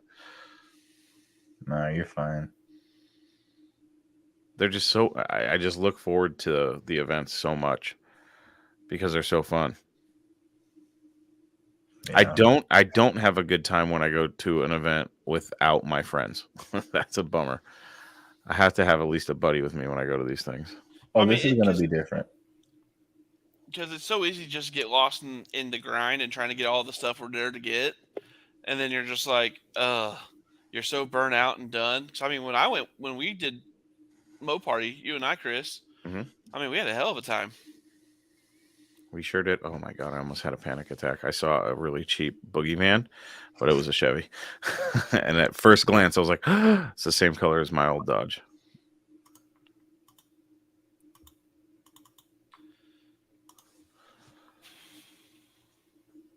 I just saw a brown shorty boogie van here too. Coffee sent me one in California for $6,000 that runs and drives, and I was like, That's kind of cool. I kind of like that. Have you heard any more of yours since you sold it? No, I haven't. I've been waiting for him to reach out to me to buy the rest of the parts I have, because I don't know. That's another thing. I'm like, man, if Facebook, I mean, I can use the money, so I'm not complaining that I sold the van. But after looking, I had this plan. I knew I was selling my van for $5,000, and I was keeping a lot of the parts, and some of the stuff I have, like, it's hard to find, and I don't want to sell it because I don't want to have to hunt it all back down. And there was a 78 that was damn near the same color in Oregon with a running and driving 360 that had less rust. And the guy, he wanted, I think it was 5,800, and then he dropped the price to like 4 or something, and then 3,800. And I talked to him right before I sold my van, and I was like, "Hey, would you take $3,000?" And he said, "Yeah." So I was like, "All right, perfect. I'm going to sell mine for 5. I'm going to go buy that one for 3, and I'm going to pocket 2,000. And I still have all my parts, and I can build another van and pocket $2,000." And I get the $5,000 in my hand. I help the guy get the car over, or the van over to his house, get it in the garage. I jump in the truck. See you later, dude. First thing I do is I get on my phone. The guy sold it. I was like, son of a bitch. I was so mad. I had a plan. It was perfect. I was going to surprise everybody. I was going to be like, hey, I got another van. That quick. I sold one just to go buy one. And he sold it. Jeez. Joe, you couldn't be more right. Putting together someone else's project is like doing a jigsaw puzzle that's missing pieces. And that's exactly what I've experienced with my car. I was putting too much faith in the extra parts that I had. And a lot of them are either not for the car or they are wrong. So I'm starting to get nickel and dimed. But the money from Facebook's really going to help me get the rest of what I need. And then from that point, it's just spending as much free time as I can on the car. Today, I worked on it a little bit, getting it ready to pull the dash tomorrow. And I just wasn't feeling it. I was like, I'm just not in the mood, just because the whole truck thing really pissed me off. It actually made me, funny enough, it made me love that car more when I realized that the truck wasn't coming home. I was like, I like this car. And I was looking at it and I was like, I had a moment. I was like, yeah, this car is going to be fun. I really do like it. I think you got it good. That's a sweet car, dude. It really is. It's going to be fun. It's perfect for what I got going on. Because for me, it's just weird because I don't like having nice shit because I'm worried about fucking it up. You know what I mean? With a shit box, it's like, oh, whoops, I scratched something. Like when I was pulling the steering, because you got to drop the steering column to get the dash out easily. Yeah. And that little plastic piece that runs along the bottom of the steering column that kind of tucks the wires and hides them. Yep. I pulled it out and it fucking broke and shattered on me. I was like, what the fuck? I had it unscrewed and everything. And when I pulled it out, it just blew apart. I was like, shit. And it was painted tawny gold. And I was a little pissed off because I was like, damn, that was the one thing that I broke on the car so far. And I was just pissed. I was like, shit. I really wanted to keep it as original as possible, but I guess it doesn't really work with parts that old, I guess. It was super brittle plastic, and a lot of the wires that I'm looking at and touching underneath the dash, I'm like, this is some brittle shit. I'm glad I'm redoing the wiring on it so I don't have to worry about it. Yeah, I don't think if I buy another project car, it's going to be something that hasn't been blown apart already. I would like to try to do that. And to be honest, like aside from a truck and a van, I really don't need another muscle car. I mean, if I found one for a great price, eventually I'd like to build a wing car clone, but that's several years down the road probably. So I think I'm just going to have fun with this Roadrunner, try to get another van or a truck. The thing with the van, I really wanted to build a mobile podcast studio. But now I'm like, do I really need to? If I go to these events, am I really going to be sitting in a van podcasting? Probably not. No. You could be with the people, man. You could be with the people. Yeah. I love the idea of having a van. And if I found the right one, I would love to play with one. But it's not on my list of priorities. The Roadrunner is. But and a tin grill, I would love to get another one someday. I'm basically putting myself in a situation where it's like, what would I rather have more? Another van or a tin grill? As cool as the vans are, I think if I had to choose, I'd probably get another truck. I think. Unless the right van came along. I think you would get more use out of the truck. For sure. You know? I think once I get a place with a shop and I have more room, it'll be easier for me to go, okay, I can have one of everything I want. You know what I mean? But when I'm working with tight space, I have to make a decision of what would I park outside, and sure as fuck isn't going to be the Roadrunner. You know what I mean? No, not at all. A ratty tin grill, maybe. But I didn't even like having the... when I had the van, there was a period of time where it was in the garage and Mr. Norm was outside the truck. And I didn't like that at all. But I couldn't fit them both in the garage. And it was starting to piss me off because I had to pick and choose. And the reason why the van was in the garage was because it wasn't running and I was working on it. Now I just have the Roadrunner and it's just has its nice little home sideways in the garage, and I like it like that. So if I get another vehicle, it's going to have to be something that can be outside. Which is exactly where I'd put a shitbox Corvette if I had one.